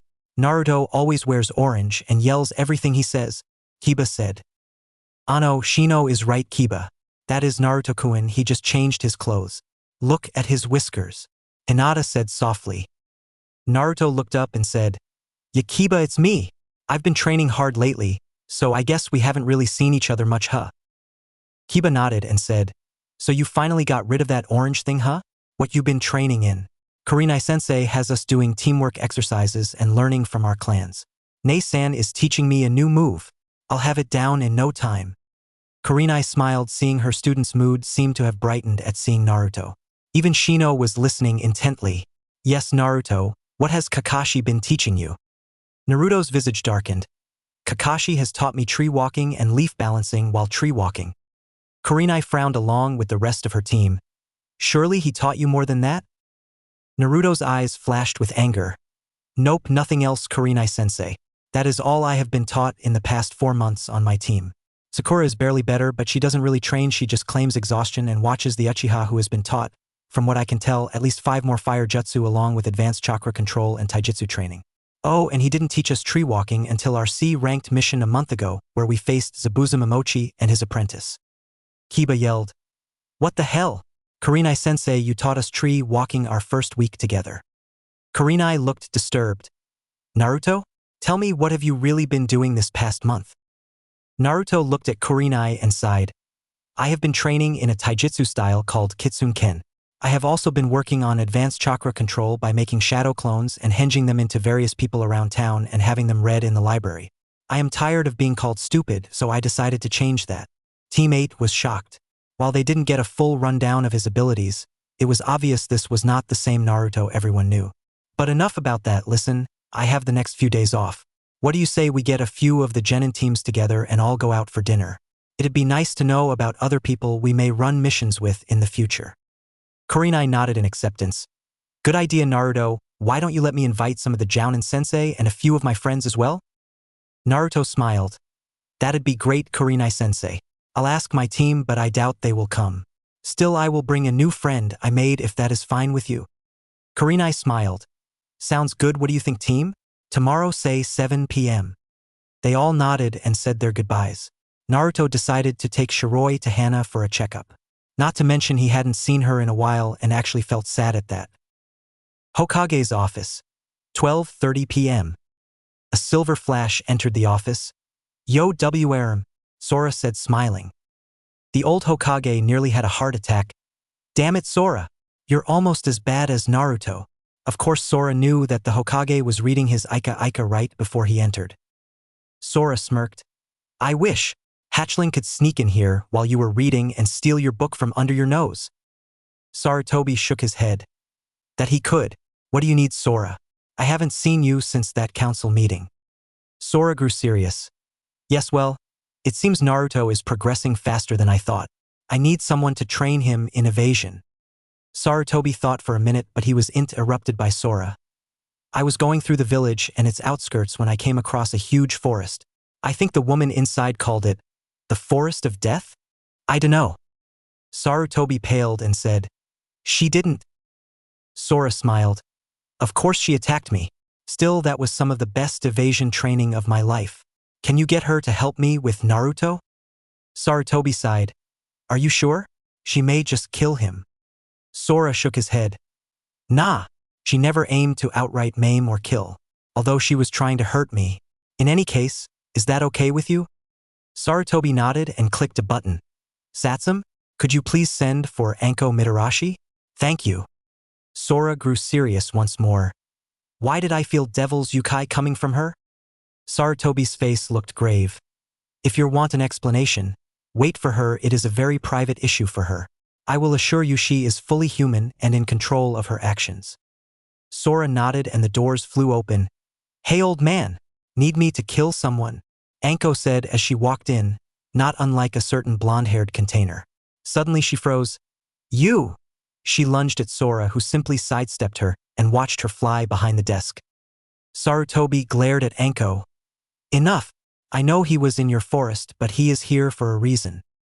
Anko was not happy. The Forest of Death was her home, the only place she could get away from the villagers. "Fine. What do you need and why is he here?" Anko said a little more harshly than intended. After a glare from the Hokage, she bowed her head and apologized. As she did that, Sora noticed the mark on her neck. What demon would mark her? Rather, how did a demon get close enough to mark her and escape unnoticed? Sarutobi nodded and said, "Anko, I have a mission for you. You are to assist Sora here in training a young ninja who needs some help." Anko was flabbergasted. "You know I don't work well with kids. Why would you assign me to help him?" Sora cleared his throat. "I asked for you specifically. He needs evasion training and, as much as I enjoyed our little cat and mouse, I believe you are exceedingly proficient in thrown weapons and he would benefit greatly from this. Not to mention he heals incredibly fast, so you can throw as close as you want with no lethal wounds." Anko was actually considering it. "What do I get if I do this? My time isn't cheap and—" Sora looked at her and replied, "I will pay you in one of two ways, either monetary compensation or, if you tell me the story behind that mark on your neck, I may be inclined to remove it. Both Anko and Sarutobi had their mouths agape. You can remove the curse seal? He asked incredibly. Curse seal? Sora asked confused. Anko walked up to him and grabbed his shirt. Don't toy with me. Who sent you? She started shaking him, yelling obscenities, and was obviously pissed. Through all this, Sora was simply observing this so-called curse seal. It's not a mark in the true sense, just a bastardized version. Now I see why it's a seal. Sarutobi grabbed Anko and pulled her back. Anko, calm down. Anko was seething and glaring at Sora, but Sarutobi said, Enough, Anko. This man has my full trust. He turned his gaze to Sora, and Sora actually felt slightly scared. And you? I told you it was personal. You should not have toyed with her. Sora shook his head. I meant what I said. What I meant by asking of the curse seal is that I believed it to be a demon's mating mark at first. Therefore I was confused when she referred to it in such a manner. To be honest, that seal is a bastardized mating mark. I am no seal expert, but you cannot remove that mark through sealing, at least to my knowledge. Anko crumbled. So I can never be free of him? Sora sighed. Did I not just say I can remove it? Well, not so much remove as replace with something far more beneficial. Anko stared at him with hopeful and suspicious eyes. What do you mean replace? Sora looked at her and said, Simple, a stronger demon or dragon can overpower this seal and turn it into their own mate mark. This would free you from him, whoever he is, but you would be bonded to another until you die. Sarutobi spoke up. Now hold on a minute. Anko, think this through carefully. Sora, you too. After all, you would be her mate, correct? Sora nodded and Anko looked deep in thought. Yes, I would. However, I have been alone for most of my life. I would not mind marking her and letting her do as she pleases. I can tell a mask when I see one. Sarutobi. Naruto wears his still, although his silliness has actually rubbed into his personality. Anko looked at Sora. What does being a mate entail? Sora looked at her slightly surprised. Well, basically mates are husband and wife, sexual partners, lovers, etc., etc. Anko seemed a little wary. Contrary to popular belief, she held onto her virginity for many years, and she wasn't about to go giving it up to some guy she hardly knew. She only dressed this way because it helped distract her enemies. I'll have to think about it, she replied. Fair enough, Sora said. But will you help me train Naruto? She nodded. Yeah, all right, but the gaki better not be like the rest of these villagers or he's gonna be a pincushion. Sora chuckled. You have no idea. Sarutobi just sighed as they walked out. He looked at Anko's retreating form, then at Sora's, and smiled. Maybe, just maybe, he can break that mask. Inuzuka Clinic, 1 p.m. Naruto walked in with Shiroi in his arms. She was now slightly larger than a newborn kitten but not fully grown. Thankfully, she could still fit in his side pocket, but those days wouldn't last much longer. Hana looked up from behind the counter and smiled. While she wouldn't admit it to anyone but herself, she missed Naruto. Hey Hana-chan. Shiroi grew a little, so I want to make sure she's growing fine, plus I haven't seen you in a while. Naruto said vibrantly. Hey Naruto-kun. It's good to see you too. Come to the back and we can get little Shiroi-chan a checkup. Hana said, blushing lightly at the fact that he wanted to see her. They walked in the back and she began to run jutsus on Shiroi, who sat there quietly. So Naruto, what have you been up to lately? Hana said innocently. Oh, just training and getting stronger, Hana-chan. Naruto said, smiling. Hana smiled right back and said, You must be pretty strong by now, huh? Naruto seemed to shine at the praise. Yep, Aniki said I could probably take a chunin in taijutsu now. Hana nodded. If Sora-san said so, then it must be true. He is a good fighter after all. Naruto scratched the back of his head. Yeah, it's great to have him train me. His breakfasts are great, but he never has time to make me anything for lunch. Hana was done with Shiroi, but she kept doing meaningless jutsu to keep Naruto there. So you never have lunch? Naruto shook his head. No, I usually just make myself a sandwich or something because he won't let me have ramen. There was a slight pause in his voice, but he continued. But it's fine after all, I never had anyone to make me food anyways. He chuckled and scratched his head, which Hana now noticed meant he was nervous. At the same time, she felt sad. No one has ever made him lunch? At least when I went to school, Mom made my bentos, and when she was busy she had taught me how to. Now that I think about it, he's really never had anyone, huh? Well, that's gonna change, she thought with conviction. And maybe we can turn this to our advantage. Hana's feral side threw in, although Hana didn't seem to notice at that time. Hey Naruto-kun, what do you say you join me on the Hokage monument tomorrow for lunch? Hana said with a smile. Really, Hana-chan? Naruto asked with a light in his eyes. Sure, Naruto-kun. I would enjoy spending some time with you, Hana replied. Hey, maybe we can do more than just spend time with him. No bad feral side. He is still only 13 right now, Hana thought. Thanks, Hana-chan. I'll be there. Say 11:30. Naruto said while thinking, could this be considered a date? I sure hope so. I've been trying to get her to notice me for almost 2 years now. Hana nodded and said, well, Shiroi is all fine. I'm glad to see you're taking such good care of her. Naruto beamed once again. Well, before I forget. Tomorrow evening a bunch of the Genins and Jounin sensei are gathering at a local karaoke bar for dinner. Would you like to come? Hana thought for a second. Sure, why not? It'll be fun. Kurenai is a Jounin sensei. Will she be there? Naruto nodded furiously. Yeah, she's the one who suggested the bar and is asking the other senseis. Hana smiled and said, good, I'll see you tomorrow and don't bring anything, okay? Naruto nodded and picked up Shiroi. He bolted for the door but stopped right before he opened it. See you tomorrow, Hana-chan. And he disappeared. She smiled and then giggled. Oh, she was gonna have fun tomorrow. Naruto's house. 7 p.m. Naruto walked in after wandering the streets for a while. Yo bro, you home yet? He asked. Yeah, Naruto. I'm in the kitchen. Dinner'll be done in a minute, Sora answered from the small kitchen. Naruto nodded and proceeded to set the table for him and his brother before setting out some raw meat for Shiroi, who eyed it hungrily before becoming a blur of white and claws.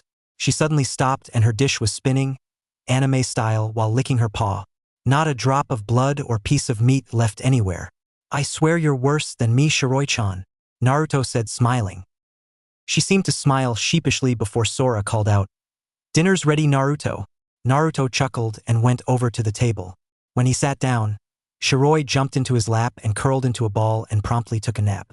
Dinner was nothing extravagant, just some curry with rice. Hey Aniki, tomorrow night me and the other Genin teams are going to a karaoke bar. You wanna come? Naruto asked. I'm sure should be fun, right? Sora said. Naruto smiled. Yo, it should. His eyes seemed to take a distant look and Sora smiled. Of course lunch is gonna be more fun, right Otudo? Sora said cunningly. Naruto sputtered red-faced for a few seconds before answering nervously. What could you mean, Aniki? Sora chuckled. You should really learn to destroy your scent even if you aren't training Naruto. I can smell Hana's scent all over you. Naruto went red-faced but sighed. She asked me to join her for lunch tomorrow atop the monument. Thing is, I don't know if it's a date or just because she pities me. And I do not want to be pitied. Sora got serious. He knew Naruto didn't have any experience and this wasn't the time for teasing him. Listen, just go with the flow. Do what comes naturally and whatever you do, don't insult her cooking. That's the best advice I have for you. I think she doesn't pity you as much as she just wants you to be happy, Sora said. Naruto thought it over a bit and smiled. Thanks, Aniki. I'll do that. Sora smiled. Good. Relax and it'll be easier, all right? Naruto nodded. Good, now get to bed. You can train lightly in the morning before taking a shower before lunch, Sora said, and they both turned in for the night. One with dreams of a brown-haired goddess and the other with hopes for the future. Midnight. Location unknown. Report, a shadowy figure said. Sir, the one known as Sora seems to be training the Kyuubi child. A monotone voice replied. I see. Continue observation until such time as I recall you. Do not get caught, the figure said. Hi Shirsho, the monotone voice replied and disappeared into the night. The moon shifted and hit the figure. Danzo sat in his chair mulling over this information. I will find out what you are up to and claim the Kyuubi's power for myself. Next day, 11:25 a.m. Hana smiled. She had just finished setting up the blanket and assortment of sushi and several bowls of ramen for Naruto, all homemade. She had closed the clinic for the day with permission from her mother, who, and I quote, told her to mate with the dragon and give me grandpups to spoil already. Needless to say, Hana had blushed crimson and yelled at her mom for that. although her feral side was becoming more active with each passing moment. It didn't help that last night she had dreamt of what he would look like when he came back. All those muscles and that long hard. Hold it, Hannah. He's not there yet, geez, am I really that horny? She asked herself. Yes, you silly girl. You're 17 nearing 18 and you have yet to claim a mate, of course you're horny. Her feral side replied. All right, so I'm horny, I just have to wait 3 months. She thought. Maybe for sex, but that doesn't mean you can't satisfy your need for companionship. It was at this time Naruto had walked into the clearing and yelled to Hannah, "Hui Hana-chan." Hannah smiled and replied, "Good Naruto, I'm glad you made it." Naruto beamed and took a whiff of the food as he sat down. Of course, I wouldn't miss this for the world. This ramen smells heavenly. Hannah blushed lightly. Thank you. I worked hard on them. I hope you like them. Naruto took a page from Hannah and blushed as well. Damn, she's cute when she blushes. He smiled and took a bite. His eyes widened and he almost dropped the bowl, yelling, "Amazing! What did you do to this ramen? I've never tasted this before." She smiled with a light blush. Nothing, it's just regular steak ramen with the Inuzuka spices in it. He smiled brightly. You gotta make me some more when we have lunch again. She was a little taken aback and quietly munched on her sushi. Did he really mean that? So he wants to have lunch again, huh? Inwardly, Naruto was a little freaked and thought, oh, I guess she didn't want to have lunch with me again. I'm sorry, Hannah. I didn't mean to force you to cook for me again, Naruto said sadly. Huh? She said. Why is he sad? I thought he wanted me to do it again. I mean, you don't have to do this again, Hannah. I appreciate the thought, but I don't like being pitted, Naruto replied. Wait, he wanted me to do it again, and now he's saying I don't have to? Why would? Oh crap. He thought the silence meant I didn't want to. Hannah looked right at Naruto. Naruto, I'm sorry, I forgot you haven't had much interaction. What's wrong, Hana-chan? Naruto asked. She blushed and just decided to come out with it. He'd never figure it out anyway. Listen, Naruto, I do want to cook for you again. I was just embarrassed you liked it so much. Also, I'm not pitying you. You always bring a smile to my face just by being around me, so I just wanted to return the favor. She blushed a deeper red. Besides, I'd like to spend more time with you. Naruto was astonished. She wanted to spend more time with him? No one ever told him that. About 3 minutes later, Hannah was a little annoyed. Yo, Earth to Naruto-kun, she said, snapping her fingers in front of his face. Ha! Oh yeah, sorry, Hana-chan. It's just… Are you sure? I know the villagers don't treat people who associate with me well and… Naruto said. Hannah cut him off. Those people are fools. You are one of the kindest people I know, Naruto. And to mention one of a very small portion of men who aren't perverted. And why wouldn't I want to be around someone who makes me smile? She asked with a smile. Naruto beamed. Well then I'd be more than happy to have lunch with you any day, Hana-chan. But can we try and keep it low-key? I don't want you being persecuted if I can help it. Hannah nodded but sighed. Fine, if you want, but don't expect me to back down if someone insults you. Naruto nodded, but inwardly he was doing a loony Bugs Bunny. You know when he bounces off of every wall and that stuff? Yeah, that. She wants to spend more time with me. Maybe she likes me too. Hannah smiled. Why don't we go get ready for the karaoke tonight? It's already 3. Naruto nodded. I'll see you there, Hana-chan. Hannah smirked. Sure, Naruto-kun, see you there. She packed up the lunch and quickly walked home to get ready. She wanted to see what would happen tonight. Karaoke bar. 7 p.m. Most everyone had come. Sasuke, Sakura, and Kakashi had, of course, skipped out, and some guy named Niji hadn't come from Team 9. However, Choji, Shikamaru, Ino, Hinata, Kiba, Naruto, Lee, Tenten, Yugao, Hayate, Yugao's fiancé, Hana, Kurenai, Guy, Asuma because Kurenai dragged him, Sora, and even Anko had shown up. Surprisingly, the place wasn't overly crowded, but it did have quite a few people there. Theirs was the largest group by far, though. Kurenai tapped her glass after everyone had ordered and said, Now that we are all here, why don't we say a little about ourselves? Now everyone reintroduced themselves with the same basic idea as the Jounin exams. I will not type all this out, it's a waste of my time and yours. Hayate and Yugao were very into swords and each other. Anko, of course, liked snakes and torture, although they were surprised when she mentioned she liked reptiles in general. And of course Guy and Lee had a rant about the flames of youth, which surprisingly ended when Sora outwitted them with a flames of youth speech about how unyouthful it was to scream indoors. Needless to say, every Jonin and Tenten thanked him. Teams mostly sat together with Naruto next to Hana and Enko actually sitting near Sora hoping to learn more about him. The entertainment was soon on and everyone watched as people sang along. Ino sang, "That's what girls do, of course." Choji and Shikamaru both declined. Heiate couldn't sing because of his condition and Yugao didn't sing out of respect for him. Kiba sang, "Who let the dogs out?" Hinata nearly fainted again when asked. Hana said she couldn't sing although she was encouraged by Naruto. Sora sang a song called "Where Dragons Rule" by Dragon Force. Enko, well, she sang, "My humps Soya." Tenten declined saying it wasn't her thing and Naruto, "Well, let's just see, shall we?" Common Naruto, "I know you can sing," Sora said. "Oh, can he now? Well, he better or no more lunches for you," Hana said teasingly. This didn't go unnoticed by Kiba, but he'd get him later. Naruto sighed. Fine, I'll sing, but you owe me double my ramen count this week, Sora." He made some shadow clones and told them to pick up the different instruments. "What's he doing?" Hana asked. Sora chuckled. He wanted to learn how to play, so he sent Kage Bunshins to learn when he was done in the library. He's pretty good if I remember correctly. It's starting. Lincoln Park. Somewhere I belong. When this began, I had nothing to say, and I get lost in the nothingness inside of me. I was confused, and I let it all out to find that I'm not the only person with these things in mind. Inside of me, but all that they can see, the words revealed, is the only real thing that I've got left to feel.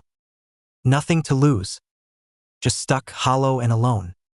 And the fault is my own, and the fault is my own. Chorus. I want to heal, I want to feel what I thought was never real.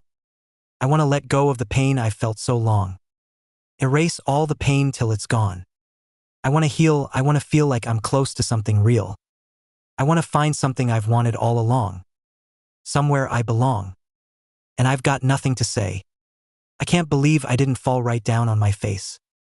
I was confused, looking everywhere only to find that it's not the way I had imagined it all in my mind. So what am I? What do I have but negativity? 'Cause I can't justify the way everyone is looking at me. Nothing to lose. Nothing to gain, hollow and alone. And the fault is my own, and the fault is my own. Repeat chorus. I will never know myself until I do this on my own. And I will never feel anything else until my wounds are healed. I will never be anything till I break away from me. I will break away, I'll find myself today. Repeat chorus. I want to heal, I want to feel like I'm somewhere I belong. I want to heal, I want to feel like I'm somewhere I belong. Somewhere I belong. Silence reigned in the bar as the song finished. Everyone could see the emotion Naruto put into it. The adults there, which was a majority, knew what he meant by finding somewhere, but only two knew what he meant when he said the fault was his own. Hana nearly cried but kept it in, although she looked right at Naruto, letting him know she was watching. Sora, on the other hand, he cried. For the second time in less than a year, Ryujin had cried for his brother. Since no one but Hana knew why Sora was so emotional, they simply chalked it up to his own past. Ino noticed and opened her big mouth. I won't bash her much. She just needs to shut her mouth sometimes. I don't get it. Why is Naruto singing about belonging somewhere? Doesn't he belong in Konoha? Sora very nearly glared before he remembered she was ignorant. Instead he sighed and wiped his eyes. He has never belonged in Konoha, Ino. None of you really bothered to notice him, but if you had, you would notice the stares and hatred he gets for no reason at all. He can't even walk into 90% of the stores in Konoha, and the other 9% that let him in sell him worthless goods at premium prices. Ino scoffed. He probably just pranked all of them, so they don't want to serve him. By now Naruto had rejoined them but was sitting listening. Hana growled. He's not lying, Ino. While Naruto's pranks are rather grand, it never harms a business. However, I have personally seen grocers sell him expired and outdated foods. The clinic is one of about 3 or 4 places in the city that he can walk into without being thrown out. Inwardly, Naruto was crying with happiness. Ino, however, looked to her sensei. Sensei, we were taught in school that Konoha values teamwork over everything else. Why would we treat One of our own like this? Naruto spoke up. Ino, you have always had a roof over your head and parents to feed you, haven't you? Ino looked back at Naruto. Of course, but you were an orphan, so you lived at the orphanage, right? Naruto scoffed. Sure, for 5 years. I was kicked out on my birthday October 10th when I was 5 because, and I quote, demons don't need a home. So tell me, Ino, if the orphanage didn't want me, then why would Konoha want me? Ino was shocked along with the rest of the youngsters. The adults, however, had multiple reactions. Kurenai, Asuma, Heiate, and Yugugo were wondering how in the world the Hokage allowed that to happen. Anko was having flashbacks to when Orochimaru left her. Guy, for once, was serious and had a severely depressed look on his face. Sora was gritting his teeth and Hana was looking down sad that she hadn't helped sooner. I won't tell you why she called me a demon. Yet, maybe once I trust you more then I will tell you, but just know the adults can't say anything. Naruto said sadly. Shikamaru sighed. Troublesome blonde. That comment seemed to lighten the mood somewhat. Well, I'm tired, so I'm gonna head home. Good night, everyone. Naruto said cheerfully. Everyone said their goodbyes, but the same thought was running through most of their heads. Just what made Naruto so sad? Training Ground 8. Next day. Naruto had just come back from his, now daily, lunch with Hana and was in very high spirits. That is until he saw Sora being chased around the training grounds by the crazy snake lady. As he now dubbed her cause, she was firing snakes all over the place. Yo, Naruto! Sora yelled as he ran past him. You bastard, get back here! Anko yelled, and somehow she started to target Naruto as well, who was now running alongside Sora. What the hell did you do to her, Aniki? Naruto asked as he dodged a kunai/snake combo. Just said she was a beautiful snake princess. Maybe I shouldn't have done that, Sora said, dodging 8 snakes. You said it again. Anko roared and redoubled her efforts to turn them into pincushions. Man, Aniki, next time keep your big trap shut, Naruto said. 2 hours later. Anko had finally calmed down and they all stopped. Sora eyed her warily but approached her. Well, thank you for your help today. Will you come back tomorrow? He asked. Anko smiled sweetly and then decked Sora. As he sat on the ground, a kunai hit between his legs. Call me that again and I'll kill you. At first Sora seemed scared, then Naruto bust out laughing. He was soon joined by Anko and then Sora while thinking, man, her laugh is cute. That's Sora. It was gonna be the start of a beautiful, hellish friendship. Chunin exams and Orochimaru. It was the day before the Chunin exams were to start and Naruto was on his way to his team's meeting spot. He knew they were starting and that Kakashi had waited this long to tell them about the exams because he was simply that lazy. Sora had been granted permission to watch with the Jounin sensei. Over the past 2 months, Naruto had actually become a little brighter around the other genins. Sakura and Sasuke still treated him like crap, although Sakura didn't try to hit him anymore. That's probably because he swore to break her arm the next time she tried. He chuckled ferally at that memory. He still had his daily lunches with Hana, which had, surprisingly, led to them napping under a tree more than once. Naruto had a feeling she liked him the same way he liked her but was a little scared to ask. That was just about the only thing that stayed constant over these 2 months. Naruto could now classify as Jounin in Taijutsu. Amazing what one can do when they are actually taught any. His strength and speed was about that freaky Rock Lee's level. His elemental manipulation. Well, he's done with that. Although it should be noted that Naruto focused on that more than learning the Fujutsu Sora taught him. His Fuinjutsu training was going well. He would honestly put himself at about intermediate after getting that sealing book with notes on the side by some guy with the initials MN. He was close to making his sexy jutsu, yaoi version into a seal for Kunoichi. Granted, he had taught it to Anko and Hana per their requests and they would get some of the seals for free. He could dodge all the attacks from Anko no matter how mad Sora got her. And that was something Naruto was rather curious about. Every day he would arrive for training, Sora had always pissed off Anko, and yet she seemed to smile all through it. She had taken to joining them for dinner this past week and he could honestly say that he enjoyed her company. By now, Naruto had reached the bridge for his meeting. Sakura and Sasuke were already there, but before Sakura could yell at him, Kakashi appeared in a puff of smoke. However, this was highly unusual. It was the correct time for him to be here. His entire team stood in shock and Sakura even tried to dispel a genjutsu.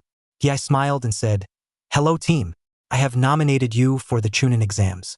If you wish to participate, then take these forms and sign them, then bring them to room 301 tomorrow at 8 a.m.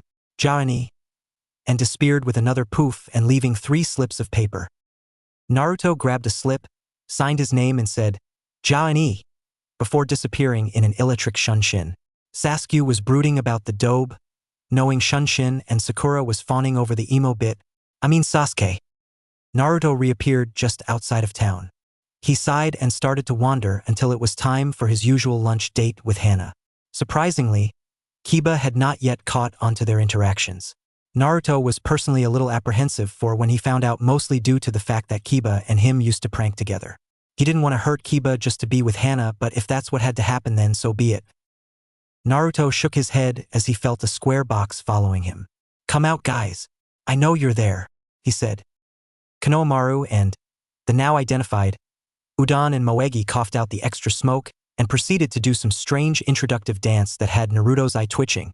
Naruto had met Konohamaru when he tried to attack the Hokage, and Naruto had watched as Konohamaru tripped himself and proceeded to blame it all on him. Following that, the closet pervert had showed up and pissed off Naruto with his shortcut to Hokage speech and claiming Naruto was filth. After Naruto had bonked Konohamaru, the kid had taken to calling Naruto boss and trying to get training. Naruto sighed. "That was terrible. You used too much powder. You introduced yourselves, not actually leaving a calling card, and rocks aren't square." They all looked down in disappointment. "Sorry to disappoint you, boss," Konohamaru said. Naruto shook his head. "Raise your heads, guys. Learn from your mistakes. Work harder if you can't get it the first time. You can do anything you set your mind to, if you try hard enough." They all smiled brightly, and Konohamaru said, "In that case, boss, play ninja with us. We will hide and you can seek us out." Naruto smiled brightly. "Sure, kid, I'll give you guys a 30-second head start." 3 YATTAs, and they were off around the corner, followed by a loud "OF" and Naruto rushing around the corner to apologize for their actions. As he rounded the corner, Naruto took in 2 sand ninjas. One seemed to be wearing paint and dressed like a cat, while the other was a female with a battle kimono and fur pigtails. The one with the paint, cough makeup cough, was holding Konohamaru while his 2 friends were on the ground looking scared. "Hey kid, don't you know it's rude to bump into someone? Maybe I should teach you a lesson," he said. The woman spoke up. "Kankuro, just leave the brat alone. You don't want to be caught if he shows up, right?" Kankuro sneered. "Shut up, Temari. These leaf are weak. He just needs a lesson." He raised his hand to strike Konohamaru, and just like that he was holding a Haori in his hand. Naruto set Konohamaru down beside his friends and turned to Kankuro. "You know, Chunin exams or not, I'm sure the Hokage wouldn't like you hurting his grandson. Still, try that with one of my friends again." He turned to Kankuro, his eyes turning into slits and flashing gold for a second. "I'll kill you." That sent a shiver down both of the nin's spines. The only one who could do that was Gaara. Naruto turned to the tree. "You with the bloody sand, get down here." The sand nin's eyes widened and a gravelly voice echoed from the tree. "Kankuro, you are a disgrace to the village and to me." Gaara appeared in a swirl of sand. He turned to Naruto. "You are strong. Mother says to be wary of you," he said. Naruto cocked his head to the side. No idea who this mother is, but she's probably right. Bags under the eyes. Crazy glint. Sand mastery. Suichibi no Tanuki?" Gaara stared for a few minutes before responding. "Who are you?" Naruto replied, "Naruto Uzumaki, and you?" Gaara nodded and said, "Gaara no Suna. I look forward to seeing you again." With that proclamation, he turned and left, followed quickly by his siblings. If Shikaku was wary of this person, then he had to be strong. Funny how the first ninjas to see him as strong aren't from Konoha. Naruto shook his head and looked at the clock. "Oh crap, I'm gonna be late. See ya later, guys." The 3 children waved goodbye to Naruto and proceeded to play ninja by themselves. Top of the monument, 12:02 a.m. Hana was waiting for Naruto. It isn't like him to be late for their meetings. She smiled when she saw him running, more like bolting, up the stairs and breathing hard. Over these past 2 months they had grown close. She could honestly say she liked the blonde-haired ball of energy. Even if he got smarter and calmer after the seal was released, he still went out of his way to make her laugh and feel happy. She was wondering why he hadn't made a more open move on her when it had hit her last night. She remembered their first lunch together and it helped her realize he was either dense or scared. She smirked as he reached the last stretch. She wasn't going to let him stay scared. If she had to drag him into a back room to get him to open up, then by Kami she'd do it. Naruto smiled a million-watt smile and said, "Hi Hana-chan. Sorry I'm late. Konohamaru and the gang wanted to play, and we ran into some sand ninja." Hana frowned. "You're okay, aren't you? They didn't hurt you?" Naruto shook his head. "Nah, I was too good for them." She chuckled. "Well, come on then. It's time for lunch." He nodded and took his usual spot. They spent most of lunch just chatting back and forth. After about an hour, Hana needed to get back to the clinic. However, she decided she needed to know something first. It had been on her mind all through lunch. "Hey Naruto?" Hana asked. She moved her body so she was leaning sideways on her right hand facing him. Her legs in a V shape with her hair falling down behind her arm, and eyed him saucily. Naruto gulped. "Damn, she looks sexy." "Why yes, Hana-chan?" Inwardly Hana was chuckling. "Looks like I already know the answer. Doesn't mean you can't have some fun anyway." Yeah. Keep your panties on." Feral side groans. "What do you think of me?"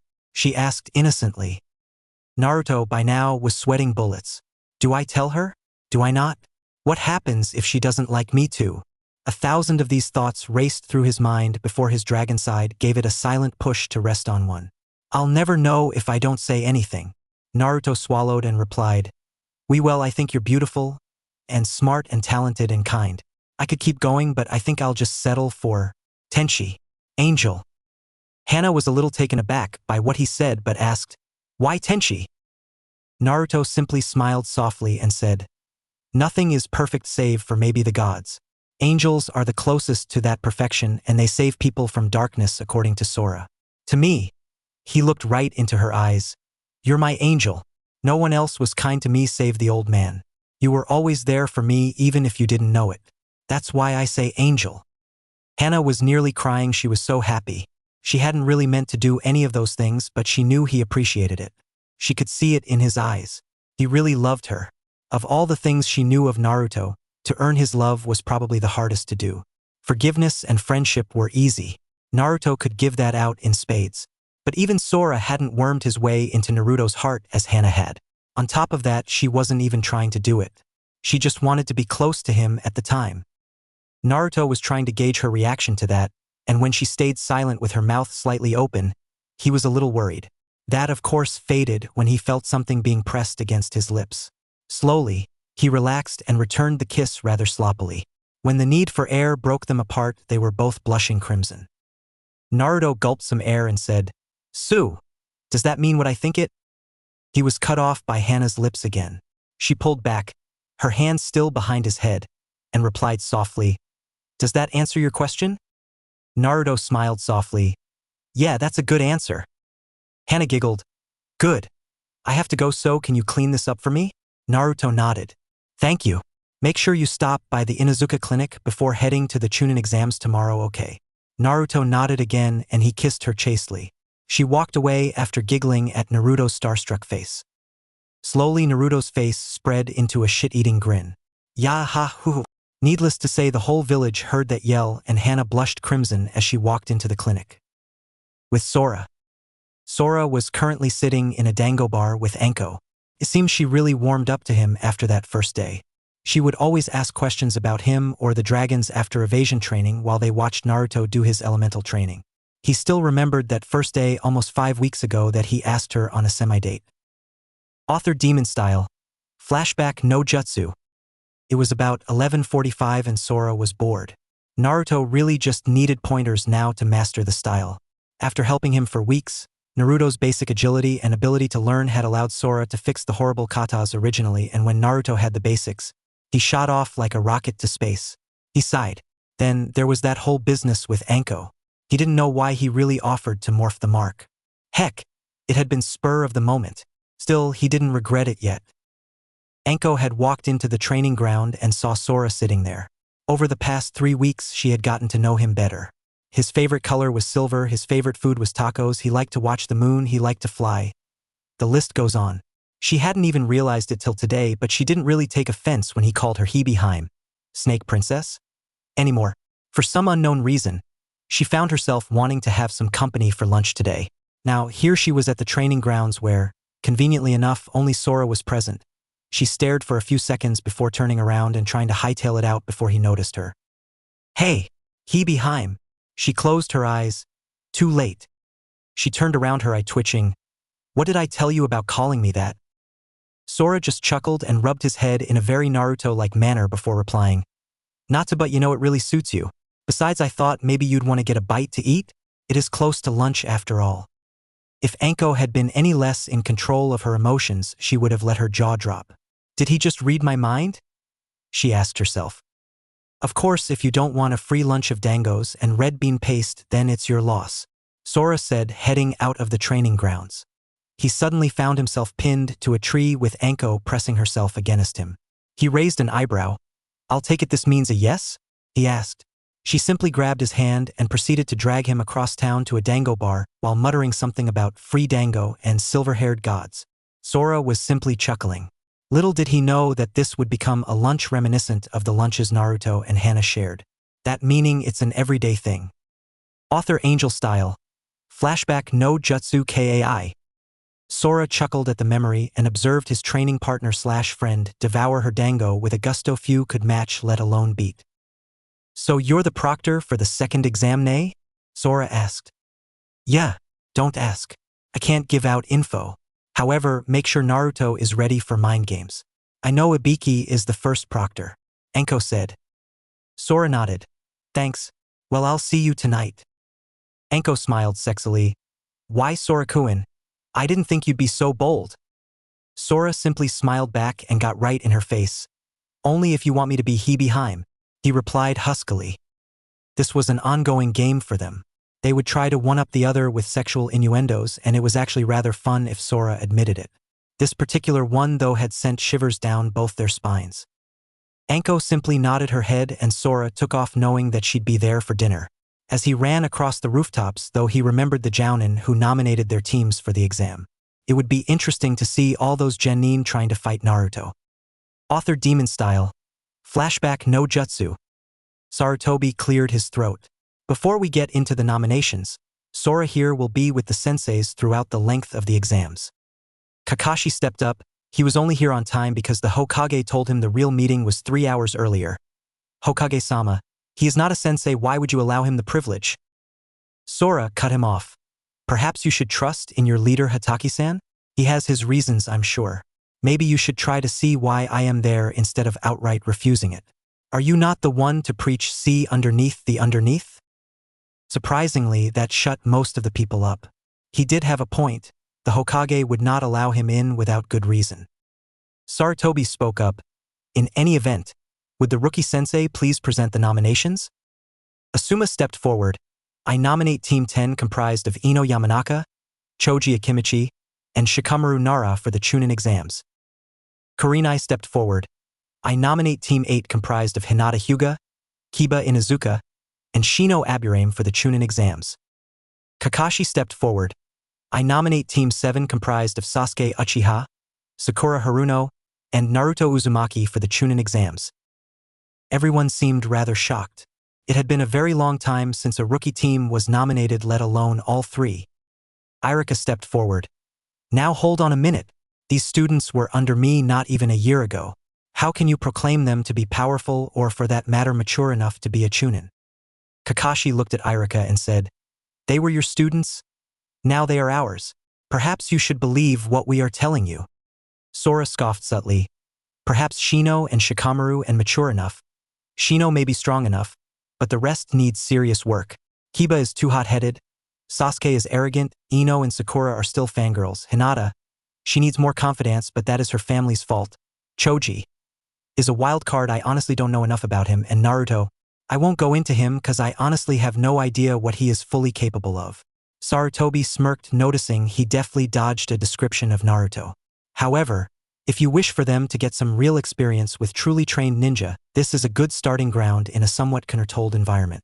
Most of the Jounin seemed impressed with his breakdown, although the senseis were a little miffed at his descriptions but kept their mouths shut for some reason they didn't understand. "Hey, you guys don't think they have totally forgotten the tongue lashing he gave them, huh? They remember, although it's a very subconscious thing. Sarutobi nodded his head. Very well then. The Chunin exams will be held 1 week from today. Dismissed. They all nodded and filed out some keeping notice on Sora. Author Angel Style. Flashback no Jutsu Kai.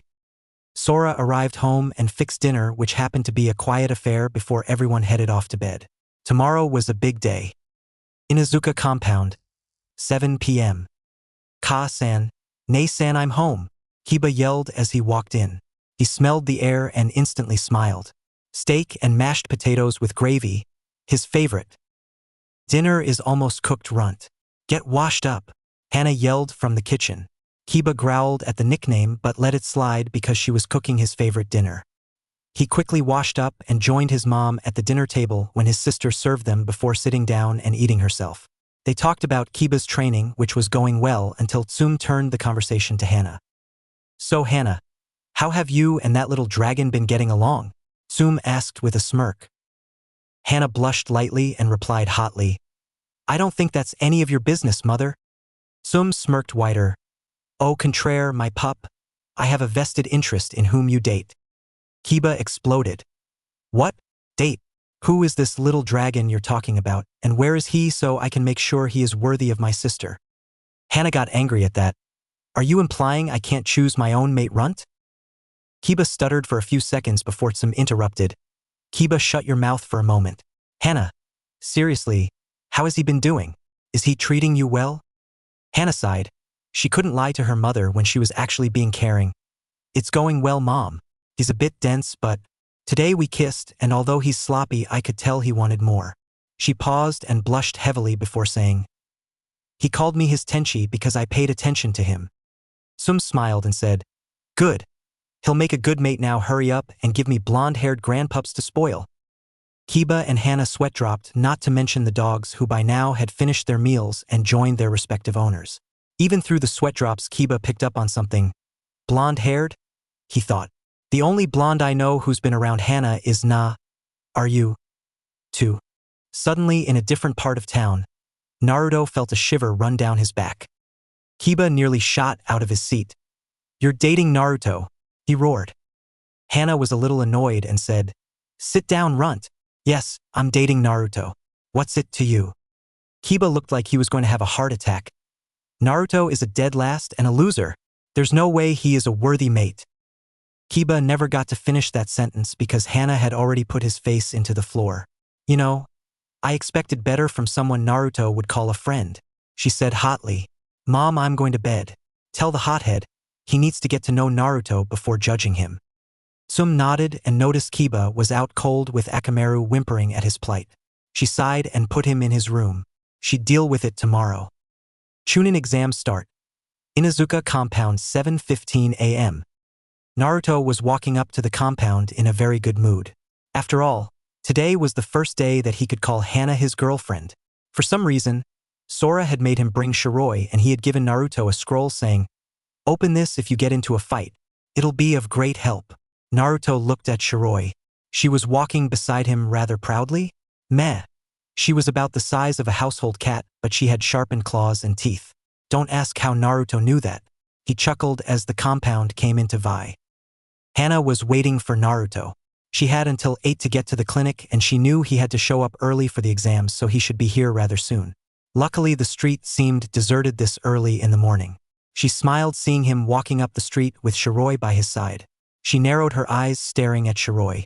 She looked like she had training like the ones her Nin dogs went through. Couldn't be. Foxes aren't allied to any clan. Besides, she didn't have that walk or that look about her until today. She thought.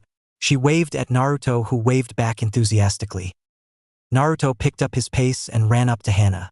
He kept right on running and Hana looked a bit scared. There's no way he's going to stop in time. Meanwhile, Naruto was inwardly laughing. He grabbed Hana and twirled her in the air by the waist, using the twirl to stop himself. Hana laughed freely as she twirled. Naruto was never this bold before, however Hana liked it. As he set her down, she giggled again. What was that for? She asked. That? Oh, I just felt like making you laugh, so I did. Naruto responded, smiling brightly. Hana smiled. All right, but we have to get going soon. I wanted to wish you luck in the exams. Naruto frowned for a second before nodding. Thanks, Hana Tenchi. Hana blushed but then smirked devilishly. Hey Naruto, she said sexily. Naruto gulped, he recognized that look. Why yes Tenchi? Hana grabbed his head and snaked an arm around his neck before kissing him deeply. Naruto was ready for that, so he slid a hand behind her neck and one to her tight butt. Hana inwardly smiled, happy that he caught on so fast, and found herself pushed against the bricks of the Inuzuka compound. She slid both her arms around his neck now. Naruto grabbed her ass and when she moaned slightly stuck his tongue into her mouth, starting a little tongue war. Hana was praising Kami and all the other gods that she caught Naruto. Man, his tongue is doing things I didn't even know were possible. That thought was interrupted rather loudly. Naruto, get away from my sister, Kiba roared. He had just walked outside on his way to the academy when he saw Hana making out with Naruto of all people. Now Kiba had remembered the talk from last night, but he dismissed it as a nightmare from bad steak. Seeing this, however, was beyond him. He was pissed. How dare this dead last loser think he can make out with my sister? Hana and Naruto were both officially in a murderous rage. Their first true makeout session was interrupted by Kiba. Even Shiroi had a tick on her head. Kiba, what I do with your sister is no business of yours. Now I suggest you leave before things get ugly. Naruto said. She may not be my mate yet, but no one interrupts my alone time, he thought. Hana, on the other hand, was thinking, well, we are outside, but still, Runt shouldn't have interrupted us. Kiba was a little intimidated by the Ki being sent his way but replied nonetheless. You aren't worthy of my sister, Dobe. Get away before I make you get away. Just as Hana was about to respond, everyone froze. Sum had come outside and she looked tired and pissed. Would someone tell me why I am up at 7:30 in the morning when today is my day off? She asked. Naruto and Hana simply pointed at Kiba, who EP'd and stood shaking. Kiba, what the hell is wrong? Sum asked angrily. Kiba replied, albeit a bit shakily. Hana and Naruto were making out, Mom. There's no way Naruto is strong enough to.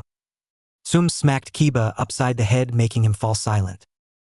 Hana and Naruto have been having lunch together every day for the past 2 months, Kiba. 3 months ago, I not only accepted his alpha status but also a status as potential mate for your sister. You should trust your sister's judgment, pup. Sum said wisely. She looked at them all and said, now you are all going to be late if you don't hurry, so get a move on. Needless to say, they all scattered, but not before Hana and Naruto shared a swift kiss for good luck. Naruto and Kiba spent most of the walk in silence. Academy School, 7:50 a.m. Naruto walked up to his teammates, who sent him a glare and an annoyed look. You were almost late. Let's hurry before we fail because of you, Baka, Sakura said. Naruto sighed and waved his hand, showing he was ready to enter, and they all walked in. After a brief walk up the stairs, they came upon a room with what appeared to be, older genin blocking the doorway to the room with 301 at the top. Naruto narrowed his eyes as he saw Lee get put down. Must be acting weak to confuse opponents. Besides, that's a genjutsu, we only went up 2 floors. Naruto thought. Sasuke, of course, had to be a loudmouth show-off. Hey, drop the genjutsu and let me pass. I gotta get to the real room. Naruto nearly facepalmed at that. Suddenly Lee was next to Sakura and professing his undying love and protection to her. Naruto simply greeted Lee and Tenten before looking at their teammate Niji Hyuga, who put a stick up his ass, he thought when he scoffed and turned away. After a brief fight between Lee and Sasuke, they walked into the exams and looked around. Naruto could tell people were sending Ki at them to test them. He scoffed silently before flaring his own Ki, which was about low jounin, and settling into a corner near the rookie 9. He eyed the competition and noted to stay away from the sand team and that grass nin who eyed Sasuke like a slab of meat. He turned his gaze to his other classmates. Ino and Sakura were fighting, of course. Choji, Shino, and Shikamaru were eyeing the competition. Hinta was trying to hide, and Kiba and Sasuke looked ready to fight. Ma, you shouldn't make so much noise. You see those rain ninja? They are really bloodthirsty. A silver-haired genin said. Guess who, and you get a cyber cookie. Sasuke humphed, but Kiba spoke up. Who are you and why should we listen to you? The silver-haired man chuckled and said, my name is Kabuto. I have plenty of information on the different teams.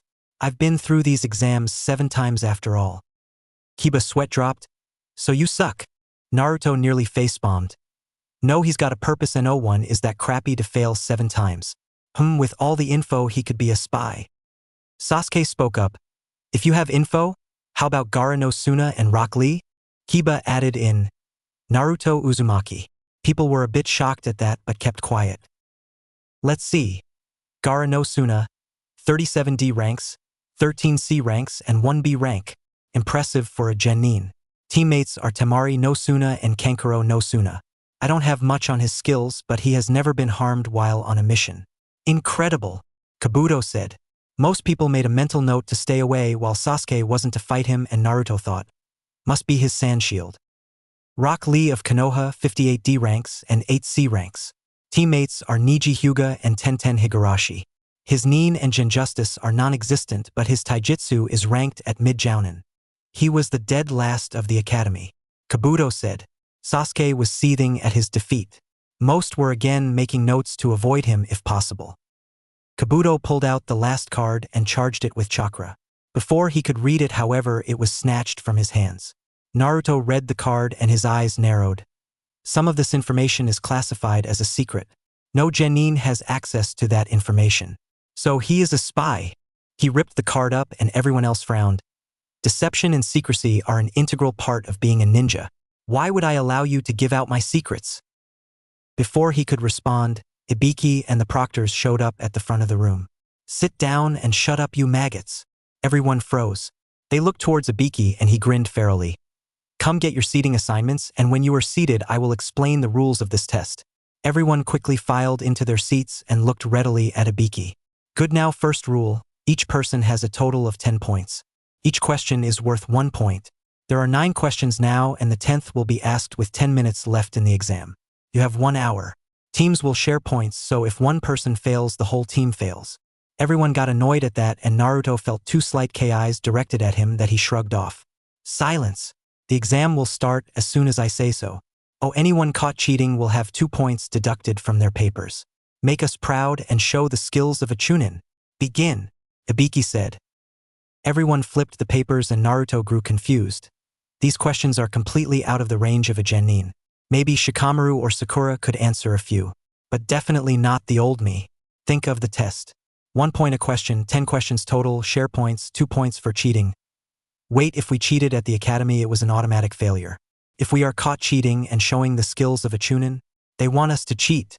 Hehe, I'll bet the last question isn't even a real question. Naruto smirked and looked at Ibiki. What's that kid up to? Enko said he's really good. He thought. That was interrupted by 3 puffs of smoke by Naruto. Everyone seemed surprised and wondered what he would do. Ibiki waved off the examiners that he hadn't cheated yet. That's confusing, he thought. He nearly sweat dropped when the kid pulled out a deck of cards and started to play poker with his clones. He walked up to Naruto. What are you doing? He asked. Without even looking up, Naruto replied, I'm playing poker. What does it look like? Ibiki chuckled. Obviously, but what about the test? Naruto discarded 2 and picked up some more before showing a full house. Meh, I can't answer these, so I'll just hinge it on the last one. Ibiki smiled. He bopped one of the clones and took its place, saying, Deal me in, kid. The examiner's sweat dropped and marked off more people. Time skip 40 minutes. Good game, kid. Look me up sometime. It'd be cool to play again, Ibiki said, standing up. Okay, cool, we still have 15 minutes, right? Naruto said, dispelling his clones. Ibiki nodded. Naruto smiled and picked up his paper. He walked over to Shikamaru and said, Trade ya. Your paper for mine, and in return I'll give you the best cloud watching spot in the city. Shikamaru eyed him for a moment before muttering something and switching the papers and filling in Naruto's. Naruto nodded and whispered in Shikamaru's ear. He nodded before putting his head back down. Everyone was stunned until Ibiki started laughing. Kid, that was brilliant. You knew the test all along, didn't you? Naruto chuckled. Maybe, maybe not. Who knows? Ibiki shook his head. All right, maggots, time for the final question. But there's another rule to it. If you choose to not take the question, you fail here and now. If you choose to take the question but answer incorrectly, you will never be allowed to take the exams again. Everyone erupted in anger and outrage. But there are people who have taken this exam before and are still here today. Random 20-year-old genin number 1 said. Tough. They didn't have me as a proctor before, Ibiki said. People grumbled before more and more quit. 78 genin, huh? Anko will never let me live this down, but no more look like they will quit. All right, maggots. Those of you who are still here, pass. Congratulations. Everyone just kind of gaped for a second before Tamari exploded. Passed. What's the last question? Ibiki chuckled. There was no last question, or, to be more specific, the question was to whether or not you were willing to take the last question. For example, as a Chunin squad leader, you are given the mission to infiltrate and get certain information, however, you know next to nothing of the target and surrounding area. Do you accept the mission or decline it because it's too dangerous? Naruto spoke up. You aren't giving enough information. Do you trust your team? Is the information important enough to risk the lives of said teammates? Will there be seduction, meaning a woman is more suited to lead? All in all, a good summary, but too little information to make an informed decision. However, some missions must be accepted because they are vital to your village's survival. Ibiki smiled broadly. Well put, Naruto. As he said, you chose to accept the unknown mission, showing you have the confidence necessary to become Chunin. Congratulations once again. Now a giant ball flew through the window and exploded into a banner saying, Anko Mitarashi, Second Examiner, Sexy and Single. Oh God, please not her. Naruto groaned and thumped his head into the desk. Hey, who said that? Anko said, appearing in a purple flame. Having a dragon user around helps with abilities, nay? Oh, it's just the dragon Gaki, never mind. Most people sweat dropped. Naruto stood up and started walking for the door. Oh, Gaki, where you going? Anko asked, a little annoyed. If you're the proctor, only one place can hold the second exams. I'll CYA at the usual spot. With that, he vanished in a blue lightning shunshin. Anko was a little miffed. 78 Gakis. Oi. Biki-kun, you're getting soft. Ibiki chuckled and shook his head. Now we have a good crop, and that kid that just walked out is very good. Anko smiled. All right then, you maggots, meet me at training ground 44 in 5 minutes, or you're disqualified. She turned to Ibiki. So he's really that good, huh? Ibiki nodded. Totally bypassed my scare tactics and played poker with me to the point I could barely read him. Anko was impressed. Ibiki was an expert at reading people. To fool him was something even Anko had a hard time doing. Good, well, I'll be going then. She disappeared and Ibiki shook his head as he headed for the Jounin Sensei room. Jounin Sensei, 20 minutes before. There was a lot of chatter about the first exam and bets placed on who would pass it and such. The rookie sensei, along with Guy and Sora, were chatting about the first proctor. Sora knew of Ibiki from Anko, but Kurenai needed an explanation. So do you think your teams will make it through Ibiki? Sora asked innocently. Even though he said it this way, Kakashi and Guy were both rather suspicious. Well, I'm not worried about mine. They are an infiltration and capture team. That runs close to interrogation. Asuma said. My youthful students will not be defeated by this unyouthful test, Guy said. Sora chuckled. I am sure their flames of youth burn brightly with you as their sensei, Guy-san. Kakashi nearly dropped his book. Asuma looked like his cigarette was going to fall, and Kurenai just looked plain shocked, while Guy was crying and yelling about flames of youth. All flames of youth are copyrighted by Mado Guy and Rock Lee. Kurenai regained her senses and said, I have a little worry about Hinata, but with help from her teammates, she should pass just fine. They all looked at Kakashi, who didn't seem to be paying attention. And your team, Hataki-san? Sora asked. Ma, they will do fine, I'm sure. Sasuke was at the top of his class and Sakura was barely beaten by him. He replied. And of Naruto? Surely you do not expect Sakura and Sasuke to be able to simply hand Naruto the answers. Sora said. Mama, I'm sure they will help him. They are teammates after all. He said, smiling. Sora narrowed his eyes because he noticed Kakashi was not believing what he said. So the fact that Sasuke has only once helped Naruto, and that was when he did it subconsciously, and that Sakura constantly berates him every day instead of trying to better her teammate, bothers you none? Sora asked, quirking an eyebrow. That threw most of them for a loop. Kakashi taught teamwork above all else. How was their teamwork that bad? Before he could answer, Ibiki walked in. Everyone focused on him as he announced the passing teams. The rookie senseis were happy to see all their teams passed, but Sora was a little curious as to how Naruto did. Kakashi was as well because, now that he thought about it, Sora had a point. Had he been focusing too much on Sasuke because of the council's pressure? How did Team 7 do, Ibiki-san? Kakashi asked. Ibiki chuckled. I dunno what you taught that blonde kid Kakashi, but he saw through my games like he had your fabled Sharingan. The girl figured it out herself and the Uchiha copied with his Sharingan. So how did Naruto pass anyways, Ibiki-san? Sora asked, genuinely curious. By now, the other rookie sensei were gathered and listening intently. He played me in poker for most of the test, then switched papers with the Nara in return for a cloud-gazing spot. Ibiki said, chuckling. The other senseis were stunned. That was quite an unorthodox way to pass the test. I didn't teach him that, Kakashi said rather softly. Sora chuckled. I have a feeling Naruto is going to be surprising you more and more throughout this exam. Somehow the other senseis were agreeing with that statement. Inside the Forest of Death, 5 p.m. After the whole encounter outside of the Forest of Death and Anko's little crazy stunt where Naruto dodged the kunai she threw by pure reflex, they entered the forest with an earth scroll. After about 2 hours, Naruto spoke up and said he needed to use the restroom. He left and came back rather suddenly.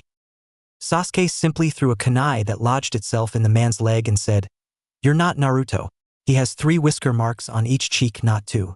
Plus he calls me team every chance he gets. He took the kunai from the man's leg and knocked him out before they ran off to find Naruto. With Naruto, he had just finished with his business and zipped himself up when he spoke out. You know your stealth is horrible. The 2 genin behind Naruto froze mid-attack.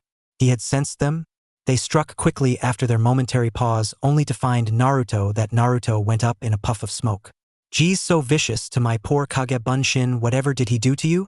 Naruto's voice seemed to come from everywhere around them. Little did they know he had about 50 Kage Bunshin hiding saying the same thing all at once. He simply smirked when he saw them go back to back. This was too easy.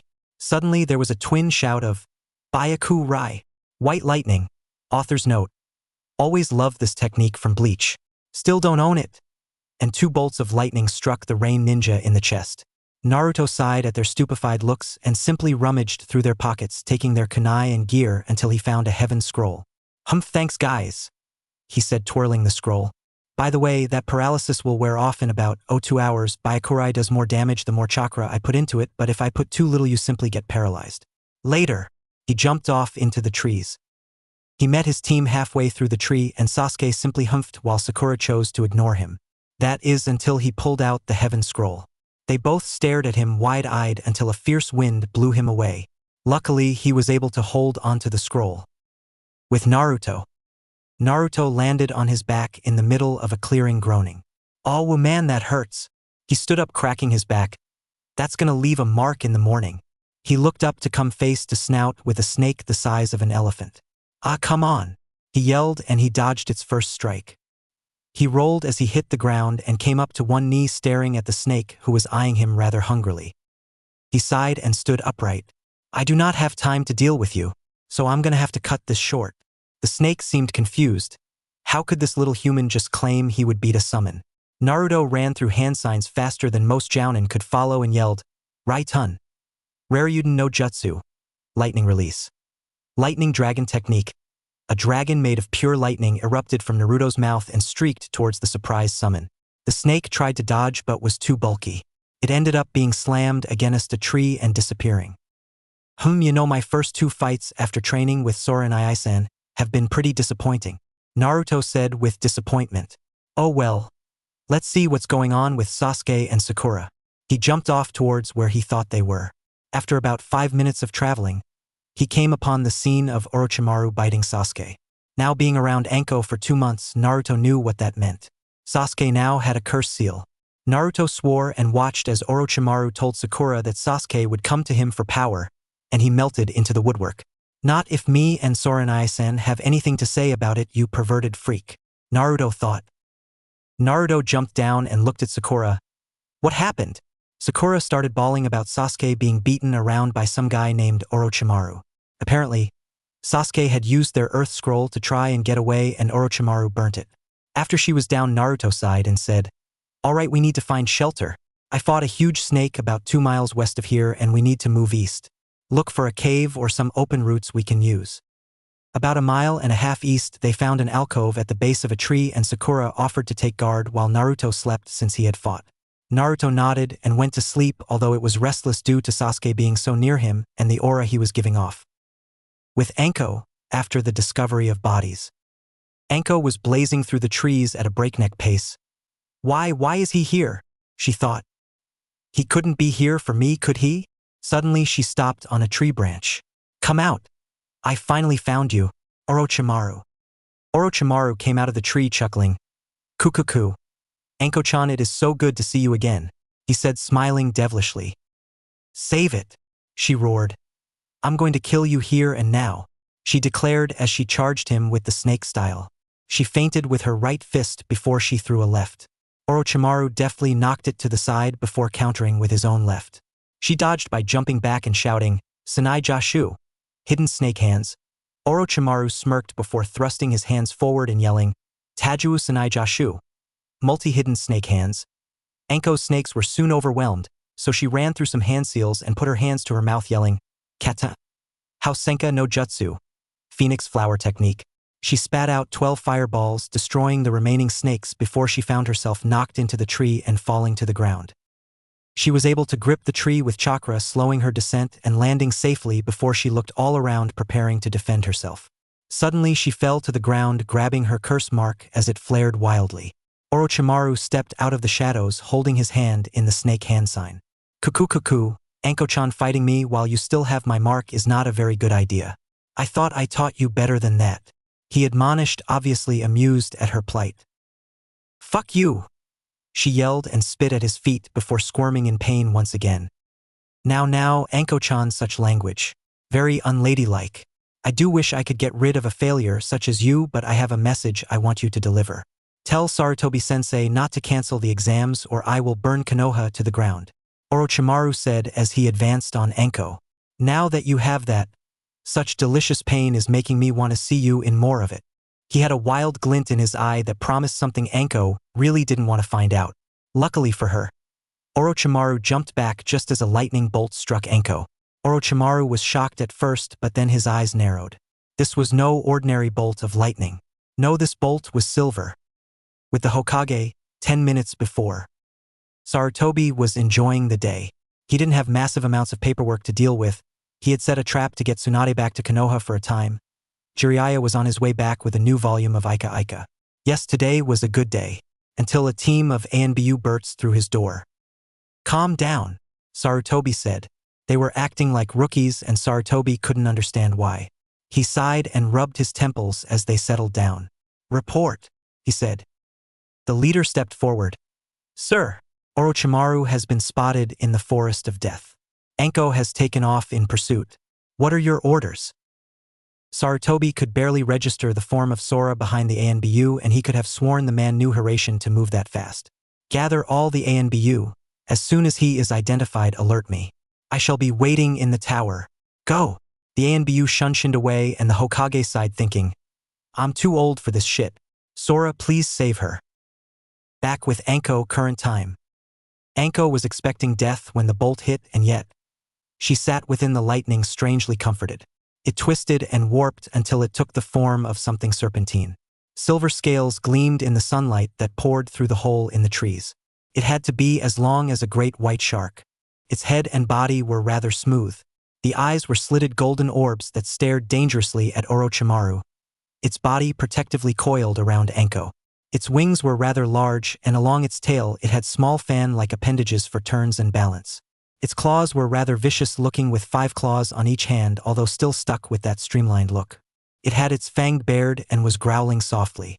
The main dragon from How to Train My Dragon, with actual claws and silver. Orochimaru could tell this creature was powerful, and he was tired from fighting 2 battles. His fun would have to wait. Humph, deliver my message, Anko. I shall return. And melted into the tree. The dragon growled softly until he was sure that Orochimaru was gone. He gently nudged Anko towards his back. She was a little taken aback before she climbed on.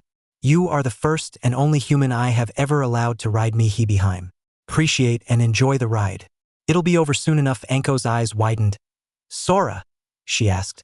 The dragon nodded and mentally spoke again. Hold on. He took off, nearly breaking the sound barrier. They arrived at the tower in under a minute. He trotted up to the medical entrance where the senseis and the Hokage were waiting. Their eyes widened as they landed and many of the jounin tensed for a fight. "Sora, is that you?" Sarutobi asked. The dragon nodded his head as the medics got Anko onto a stretcher. He glowed silver a moment before changing back into his human form. He rushed to Anko's side. He smiled when he saw her relatively unharmed. Sarutobi cleared his throat. Sora looked at them sheepishly and said, "UH surprise?" Everyone's sweat dropped. Sarutobi sighed. "Well, as long as Anko is fine then who cares?" "Thank you, Sora-san." He bowed lightly to Sora, surprising everyone. Sora chuckled and said, Ma WR, you're welcome, but don't bow, I hate formalities. I'm a fighter first, diplomat second." Sarutobi chuckled and nodded. Sora said, "In any case, can I go?" Sarutobi had to struggle to not break out in a huge grin. Hi. Go check on Anko, please." Sora nodded and headed off down the corridor to the infirmary. "Looks like you may have a chance to break her mask after all." The Hokage allowed that smile to reach his face and turned to deal with the jounins. This was gonna take a while. A dragon's mate and preliminaries. Naruto was sleeping lightly when he heard Sakura throw a kunai. Naruto sighed to himself and shifted swiftly. Suddenly, he felt the scroll that Sora gave to him before he left and pulled it out because he was still slightly tired. "Dear Naruto. Hey there. You must be in that tight spot I mentioned earlier. Or maybe you're just curious. In any case, wipe some blood on the seal below and channel some chakra into it. You'll be in for a nice surprise. Hehe. Chibi Sora giving a victory sign. Stupid Aniki. Oh well, might as well find out what this is.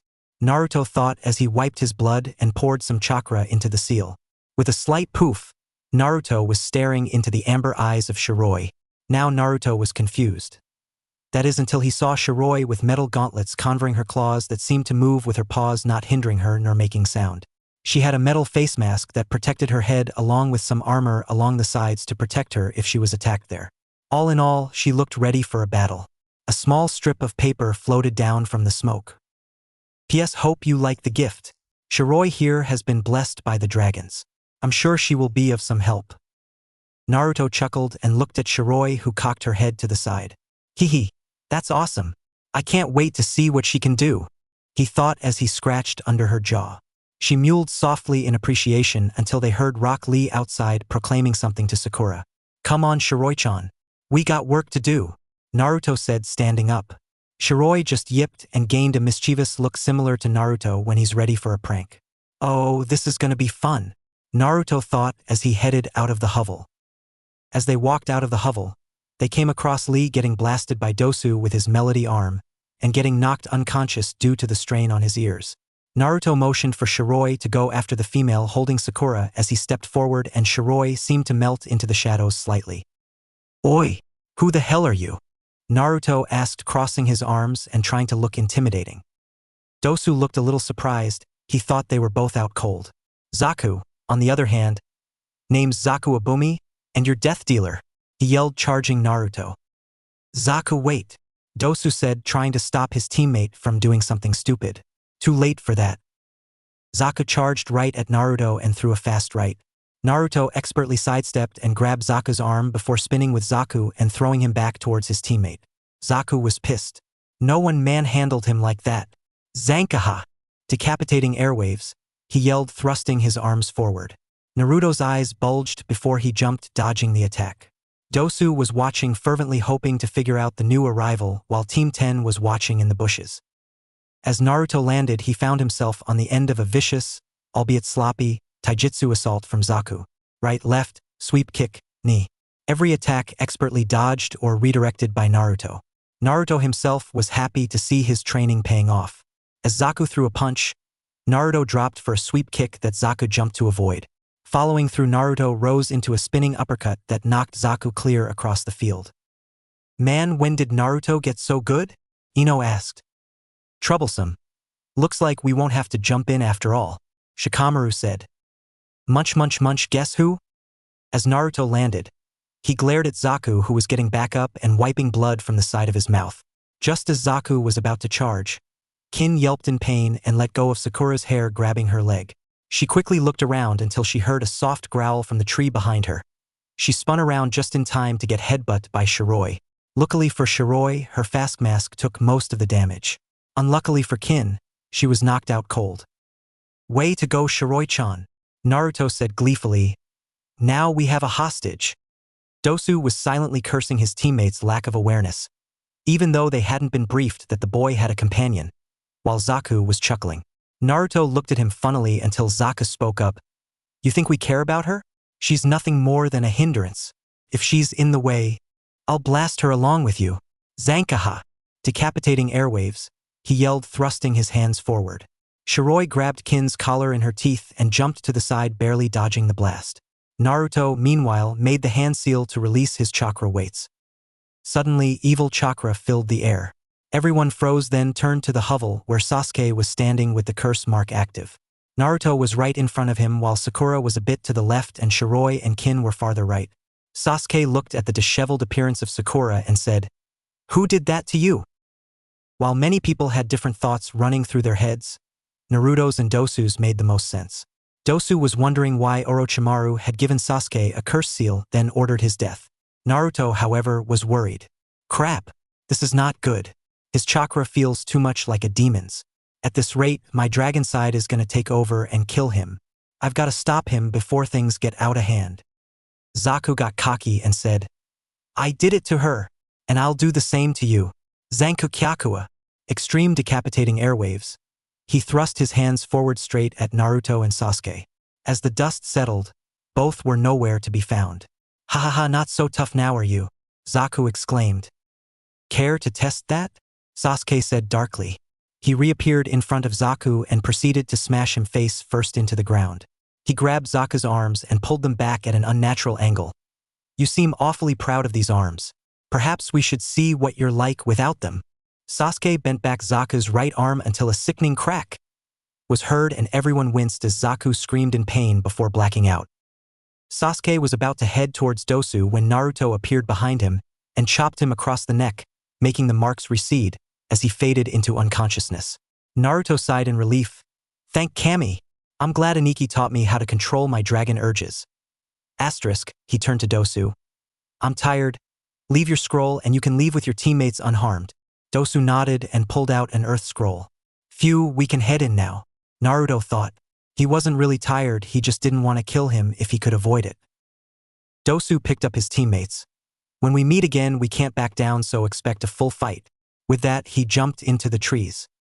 Shiroi yipped at Naruto and pointed to the bushes and up in the trees.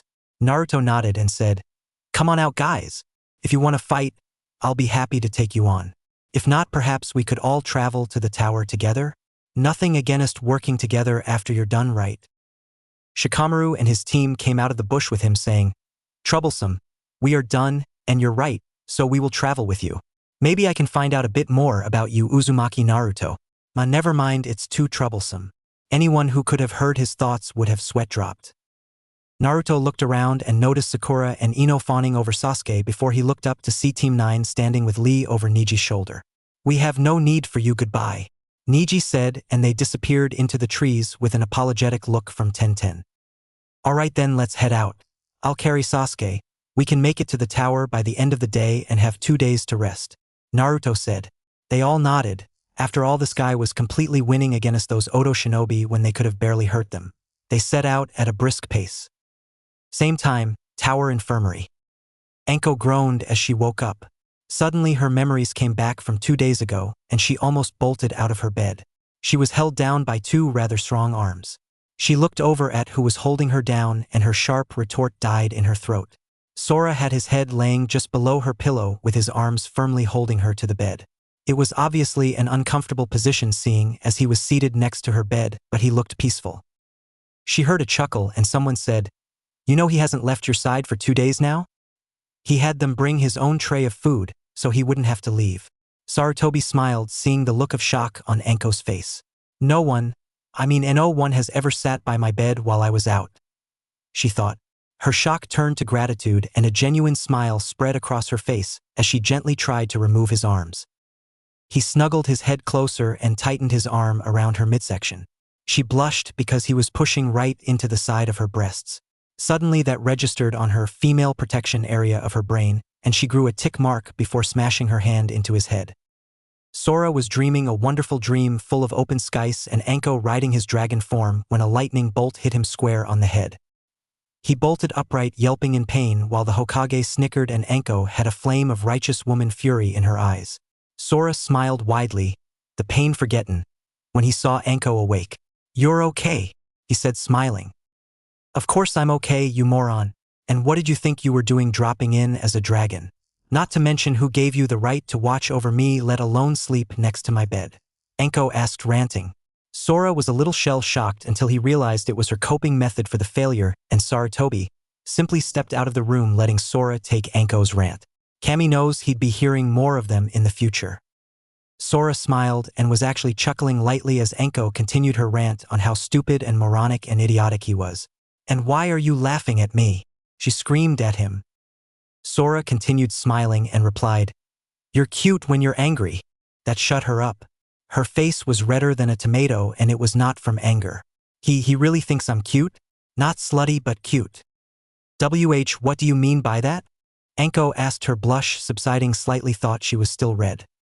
"Quite simply, I think you are cute when you are angry," he said cheerfully, pausing and making a point at each stop. She stared at him for a minute before putting her head down, letting her bangs cover her light brown eyes. "Why?" she asked simply but softly. "Why what?" Sora asked, confused what she meant. "Why did you stay by my side?" she almost yelled at him. "Why did you save me? Why did you let me ride you if you haven't let anyone else?" Sora was silent for a moment before he responded. "Because I wanted to. Do I really need a reason to help you?" She almost broke down right there, but she had one last thing she wanted to ask him. Did you really mean what you said about the curse seal?" she asked. Sora frowned. "Of course I did. I saw what that man did to you in the forest with just a little amount of chakra. Much more and you would have died." Anko felt sad.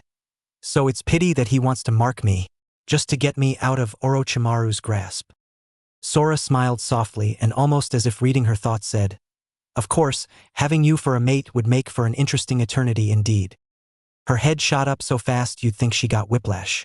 Do you really mean that?" she asked, her voice barely above a whisper. He chuckled and hugged her. "Of course, you don't think I spent all this time with you just for Naruto, eh?" She really did start to cry then. She buried her face in his chest, happy that someone would care for her instead of just throwing her away like Orochimaru did. She sobbed and told him how no one ever stayed by her bedside before to wait for her to wake up. How no one wanted to be her friend because of her past association. And exactly how much it meant that he came to help her and went so far in caring for her. Before you ask, yes, Sora had an inkling, but he never pried into her history. She wiped the tears from her eyes and smiled at him. "Mark me," she said cheerfully. Sora chuckled. "You sure you?" He didn't get to finish because she smashed her lips into his. "Mark me now or I'm going to remove the reason for you to want to mark me," she said sweetly. Sora gulped and nodded before channeling his silver chakra into his canines. His eyes flashed golden for a second before he bit down right on the curse seal. The seal contorted and Anko hissed in pain, but Sora's eyes glazed over. Inside the seal, Orochimaru's soul was growling in annoyance. How dare this man try to override my seal? Sora arrived and took one look at Orochimaru before grinning ferally. "You know, this seal makes it so the two souls have to duke it out. And I assure you," his eyes flashed gold again, "my soul is far stronger than yours." Orochimaru was actually scared for once. Well, this part of his soul anyway. Sora took his time. Almost 5 hours of non-stop torture in the seal was only 2 seconds outside. Sora sighed. "This has become boring. I can't actually kill you, so I'm going to end this. Be gone." He flicked Orochimaru in his head and the soul shattered, breaking the seal. Back outside. Sora's eyes came back into focus and he let go of Anko's neck. The seal swirled for a second before becoming a silver dragon with a golden snake wrapped comfortably around its body. Sora smiled and looked at Anko. He grabbed a mirror and handed it to her. "Here, Hebeheim. Check out your new tattoo," he said jokingly. She glared at the nickname for a minute before adjusting the small mirror. She gasped and then smiled brightly. She wondered why the snake was golden though, until she looked at her eyes. Where before they had been a light brown, Now they were a deep shade of brilliant gold. Guess I know why it's golden, and I can't get mad at his nickname, she thought. She looked at Sora, who was grinning goofily before she grabbed him once again and started a tongue war. After a minute or so they broke for air and she said, "Well, hubby, I guess you need to buy me some new clothes. After all, I need a wedding present before we get to the honeymoon." Now Anko may not look it, but she loved to get new clothes, especially kinky things. Surprisingly, she was not into BDSM. Sora, on the other hand, was sweating thinking how much his new wife was going to cost him. She quickly got up and chuckled. "That'll have to wait till after the exams though. We have a job here, remember?" Sora sighed and nodded. Anko got dressed and they made their way to the waiting area. Time skip. Chunin exam preliminaries. After arriving 2 days ago and Sasuke getting his seal air sealed, Team 7 had taken it easy and relaxed. Luckily, no one had attacked them, and when they got to the doors, Irika had greeted them from the scrolls. Unfortunately, Sasuke had been pissed when he awoke and demanded that the Dobe tell him how Naruto beat Sasuke. Now they were standing in a giant hall with 2 balconies on each side, a vying platform for the Hokage and his entourage, and a statue with the ram hand sign. With the Hokage were all the clan heads and their respective families, meaning immediate family only. The Hokage stood up and said, "Welcome, I am pleased to see all of you here today. Now let us get right to business. Anko?" "Hi, Hokage-sama. Now since the second exam did not weed out enough of you brats, we need to have an elimination round," Anko said. Apparently no one took notice of her eye color change. Well, except for Naruto and Kurenai, because they were actually looking at her eyes. "Looks like I gained a Nasan," Naruto thought happily. Kurenai, however, was curious. Hayate stepped forward. "Excuse me, Anko. Allow me, Hayate Gecko, to explain." Dots equals coughing. "Before we begin, would anyone like to quit? It will not affect your team." Sakura was worried about Sasuke, but then remembered T extra seal placed on him, so she kept quiet. Kabuto raised his hand. "I wish to forfeit. I got hurt on the last day and I don't believe I can continue." Hayate nodded and Anko called out his name. Naruto made a discreet signal to Sora, who was standing with the Hokage, for enemy. Sora turned to the Hokage. "Excuse me, what stats do you have on that man?" Sarutobi was a little surprised but motioned to Anko, who said, "Kabuto Yakushi, average genin, son to a medical ninja, took the exam 7 times, and always dropped out before preliminaries." Boo. 2 ANBU appeared at the Hokage's order. "Have that man followed by a squad." He turned to Sora. "Thank you for catching him." Sora chuckled. "Don't thank me. Thank Naruto. I simply relayed the message." The clan heads looked rather shocked aside from Hana and Tsum, who were internally laughing up a storm. Sarutobi nodded, knowing the news was for the clan heads. "Very well, regardless if we capture him or not. Have Naruto come by my office for a C-ranked spy pay. If there is more when we capture him, he will be paid accordingly." Sora nodded and looked back at the proceedings. Apparently, the rules were explained and people were making their way to the balcony. Most of the clan heads stayed with the Hokage. However, the Inuzukas and Aburames joined their children on the balcony. Naruto smiled at seeing Hana, even if it was standing by Kiba. He hadn't stayed near his team, opting instead to stand at a midway point between all the teams. He sighed. "This is going to be boring. Why can't I go all out?" He thought as he watched the screen. It lit up with Sasuke Uchiha versus Akato Yoroi. Naruto watched intently, trying to see why Sasuke kept dodging and backing up instead of fighting. Akato decided to tell everyone about his ability to drain his opponent's chakra just by touch, and Naruto frowned. "You really shouldn't give away your only trump card," he thought as he watched Sasuke blast Akato with a Gokakyu no Jutsu, grand fireball technique. "Bye-bye, Akato." He smirked as Sasuke knocked him out after he barely dodged the fireball. Shibi and Shino approached Naruto, both nodding to him and joining him silently. Naruto was a little curious until Shino spoke up for once, although only the 3 present heard him. "Naruto-san, because of my Kikai, I was told of your burden. Over the past 3 months, I have not felt your visitor's chakra. May I inquire as to why?" Naruto was a little shocked and looked at Shibi. "Yes, I told him because he figured it out in class. The Hokage gave me permission. I apologize if this offends you, Naruto-san." Naruto chuckled. "Just Naruto, please. I can't stand formalities. As for the fox, At this point several of the Jounin were listening in and Naruto scowled. I'm afraid I cannot divulge that information because there are prying jerks around. Shibi and Shino looked around noticing the Jounins and both of their hives got agitated. I apologize for my rudeness, Naruto. We shall be going, Shino said. Naruto shook his head. Not at all, Shino, and please stay if you wish. It was not your rudeness. If you wish to know the story, come find me or Sora after the exams.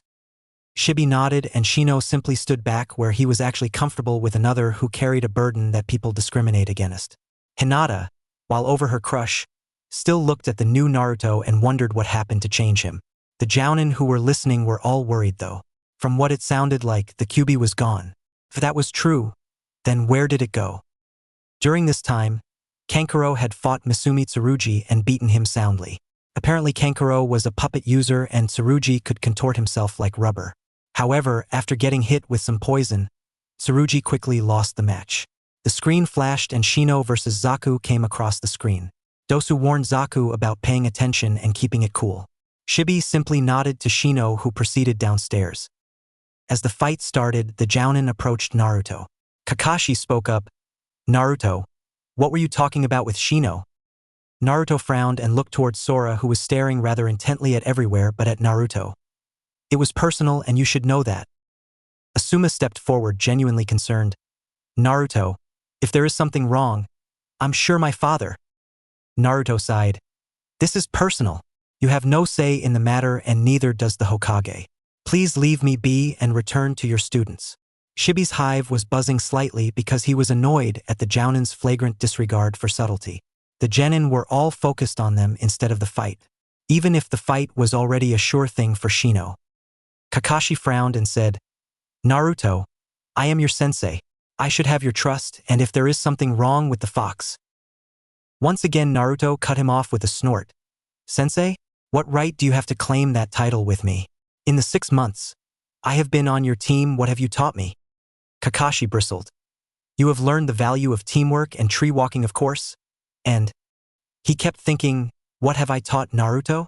To any and all Kakashi fans, my Naruto is a bit bitter sorry for this. Naruto scoffed. That's it, Hataki-san. Even then, I am the only one who learned teamwork. Sasuke hasn't helped since Wave and Sakura is too weak and fangirlish to care about me. You even let her hit me daily. Tell me, what have you taught Sasuke?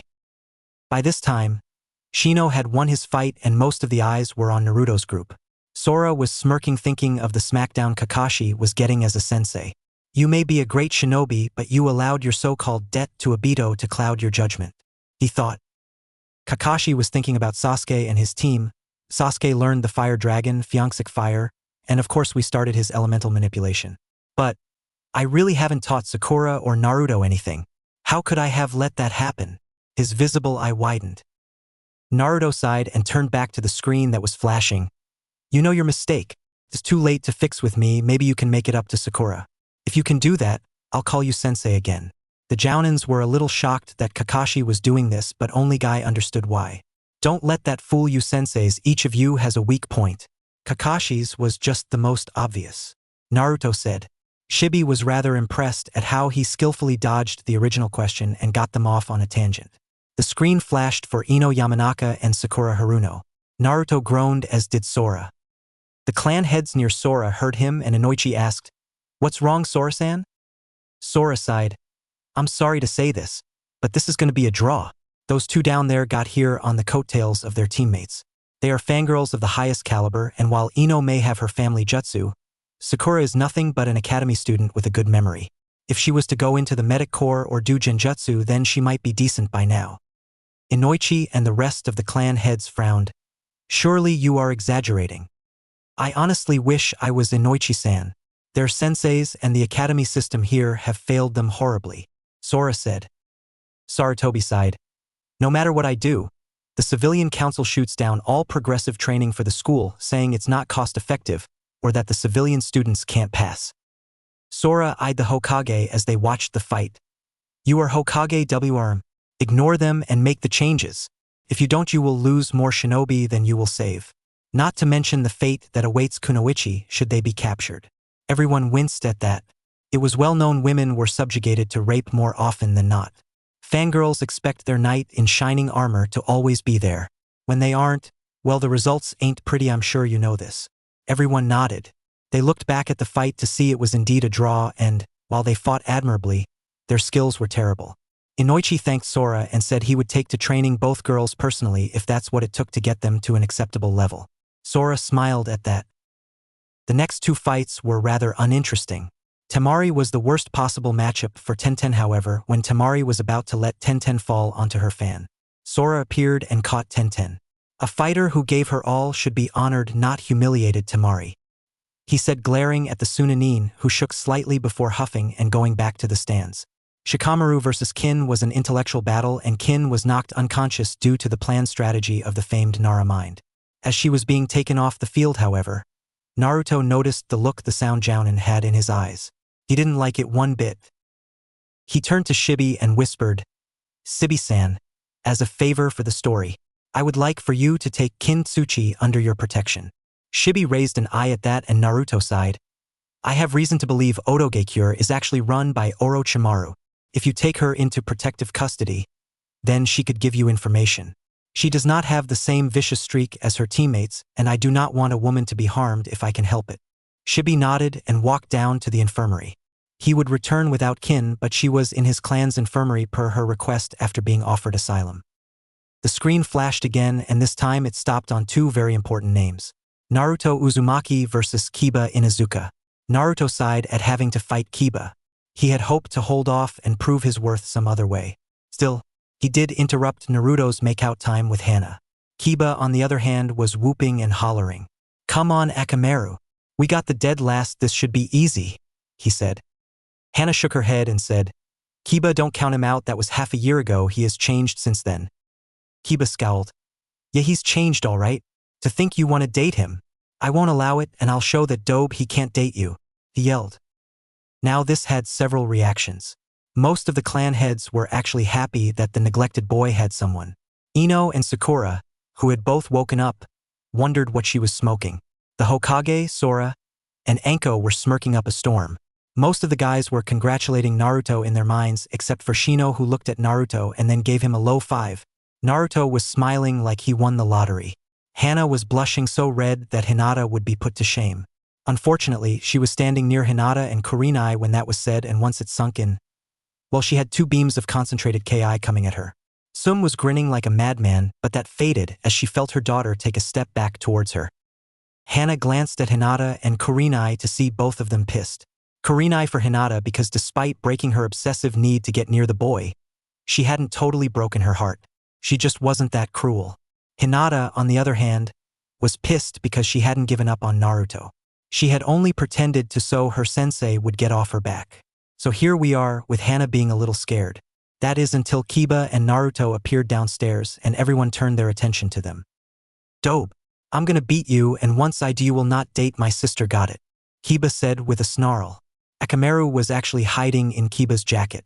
He could tell something was off about Naruto and that he had gained alpha status. Naruto growled softly and pulled out a scroll before wiping blood and some chakra on it. "Your sister chooses who to date, Mutt. If she wants to date me, well, who am I to deny such a lovely lady?" Shiroi appeared in front of Naruto, with a puff of smoke, in her battle armor. She eyed Kiba before yipping in happiness as she dropped into a fighting stance. Up in the stands, Hana was blushing again and Sum was chuckling. "Looks like your mate is a smooth talker. I wonder if his tongue is good for anything else." "Mom," Hana said indignantly. "Still looks like I was right about Shiroi. She has had some training," she thought. "Your mom was right though, his tongue is good." Feral grin. Naruto stared at Kiba for a few minutes as Akamaru feebly jumped out of the jacket. "Shiroi-chan, why don't you play with Akamaru for a little while? I want to fight Kiba one-on-one." "Fine with me, dope. Akamaru, take care of that fox," Kiba said confidently. Shiroi and Akamaru shared a look before Akamaru looked at Kiba with a, "What the fuck are you smoking?" look. Shiroi, on the other hand, desummoned her armor. Yes, she's able to do that. She slowly sauntered over to Akamaru, who had his eyes glued to her form. She walked right in front of him and then trotted past him, whipping her tail across his snout before dashing over to a corner. Akamaru blinked twice before his mind rebooted and he quickly took off after the vixen. Everyone noticed they had stopped in a corner and Shiroi was scratching behind Akamaru's ear as his foot thumped against the ground. Tsume and Hana were laughing while Kiba looked positively outraged. Naruto chuckled and then said, "Well, she is a vixen after all. Not what I meant, but that works too." Shiroi just gave him a foxy grin.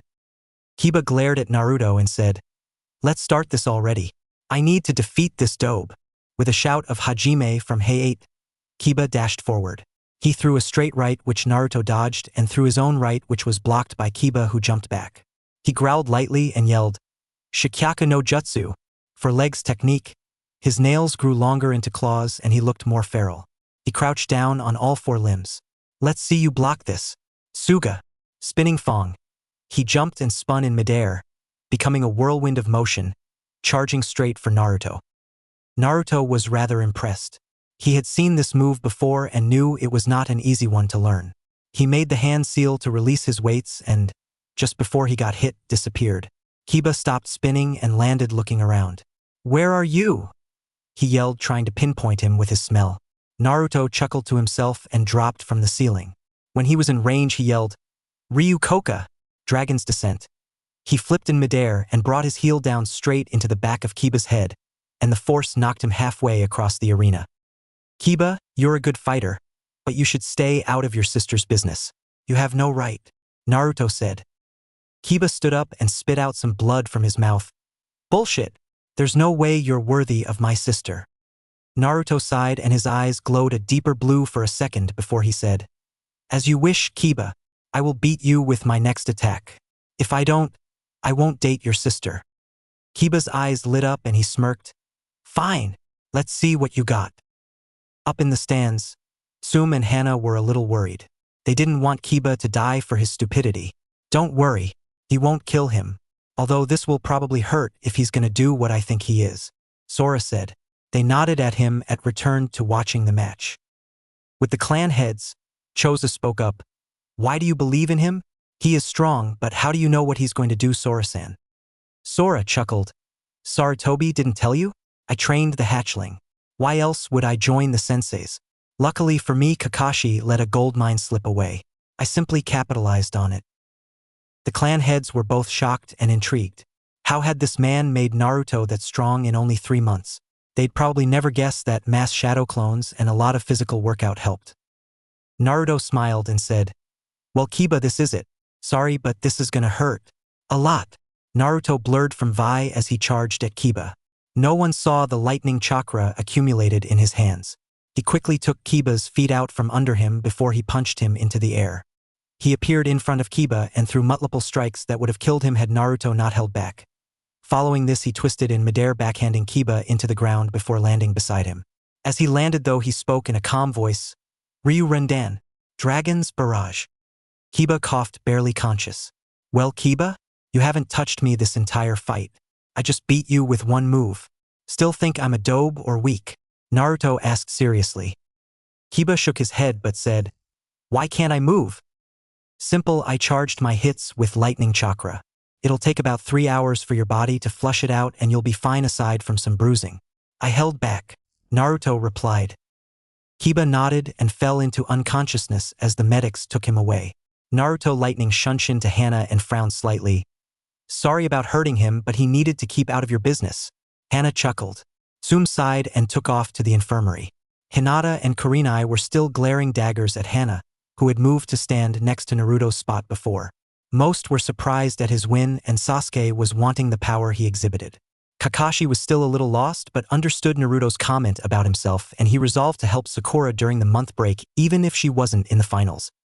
Hana smiled as the screen rolled and all eyes turned to see the next match.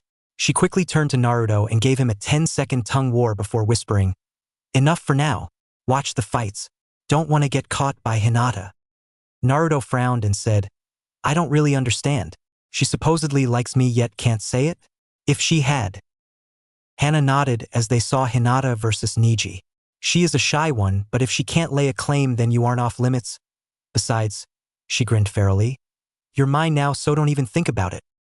Naruto chuckled and wrapped his arms around her waist saying, "Never! But that doesn't mean I can't be her friend, right? She looks like she could use one." Hana shook her head. As long as I'm here, I don't mind friendship. Try anything more and you'll lose what makes you a man, okay, sweetie? She said sweetly at the end. Naruto shook his head vigorously. He watched as Neji put Hinata down with mind games and saw how Hayashi seemed to actually nod at one point. How could someone in your own family not believe in you? He was outraged. Hinata, don't listen to that crap. Naruto said, everyone has strength to fight, all you have to do is believe in yourself. Fuck what others think. Hinata looked at Naruto thankfully and activated her Byakugan saying, Naruto-kun is right. However, you are the one who is denying his fate, Neji and I-san. Sora frowned as he watched the fight. No one was inherently that shy and had such low self-esteem, someone had to work on it. He looked at Anko and remembered she was friends with Kurenai, say Hebeheim. Most people gasped that he called her that and didn't die. Why does Hinata have such low self-esteem? Anko sighed and thought for a minute. Naichan once said that her family berates her constantly because she is too kind for their image. Her father brutally spars with her and she holds back so she doesn't hurt her little sister. At least that's what she told me. Hayashi spoke up. She is worthless as a clan heir. She is far too kind and she does not possess the necessary will to carry on as a clan head. Sora turned and was about to burn the man into ashes when Sarutobi spoke up. I know you aren't happy, Sora-san, but it is a clan matter. I cannot interfere. Sora growled as he watched Hinata get struck in the heart a second time. She had put up a far better fight than many thought possible. Heck, even Hanabi had not fared this well against Neji. She stood once again and this time Neji was going for the kill. The Jounin quickly appeared and held him back. Special treatment for the main branch? Tsh, how typical. Take another look, Fate's bitch, Sora said. Neji looked straight forward to see a hand covered in lightning chakra barely 3 inches from his face with his pointer and pinky fingers where Neji's pupils should be. You were just saved from blindness. Naruto, calm down, he said sternly. Hinata coughed up blood and the medics arrived just to say they couldn't help her. Sensei, can you do something? Naruto asked. Sora sighed. Ryumashi, Dragon's Mercy. Silver chakra poured into Hinata's wounds and healed them. Sora sat back breathing hard. Damn it. I'm not a healer, so this takes about 3 times the normal amount, and even then this is the best healing jutsu we have. He looked at Hayashi and Hanabi, who were both staring at Hinata with disgust. Even though he was tired, now he was pissed. Alright, WIRM. You can't do anything, but I sure as hell can. Sora disappeared and then reappeared next to Hinata with Hayashi and Hanabi. What do you think you are doing? Hayashi asked coldly.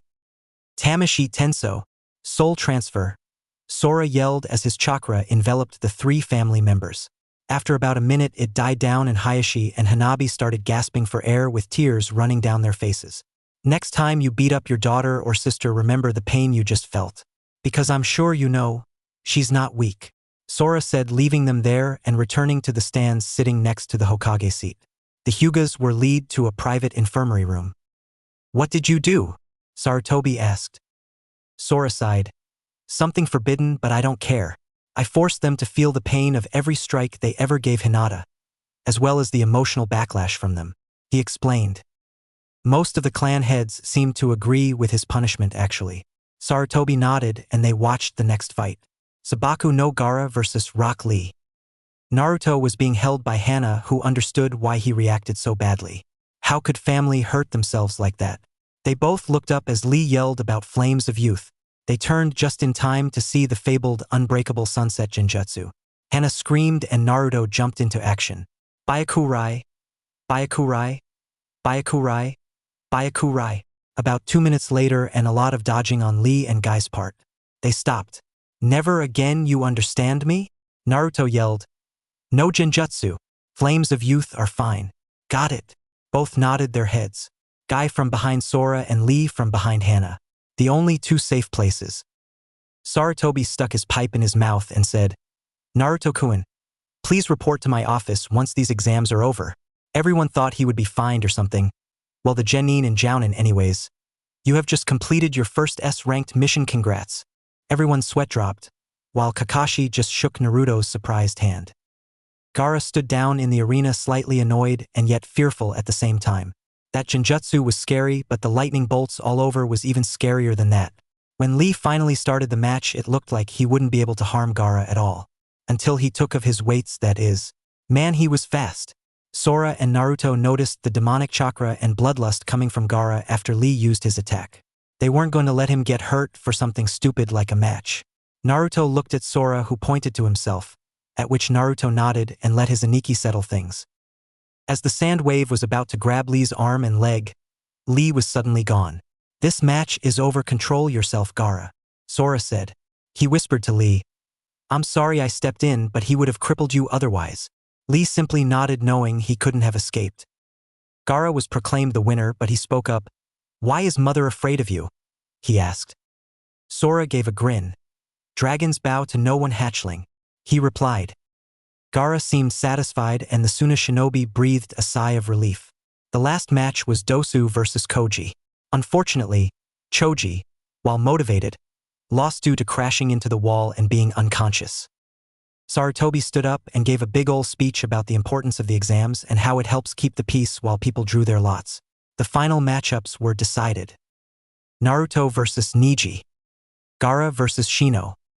Kankuro versus Sasuke. Shikamaru versus Temari. Winner versus Dosu. Please prepare for the next month, and we hope to see you all at the Chunin exam finals, Sarutobi said before dismissing them. He looked at Naruto, who was celebrating with his girlfriend and brother and newfound sister. He smiled brightly. With Sora by your side, Naruto, I know you'll be ready for your father's name.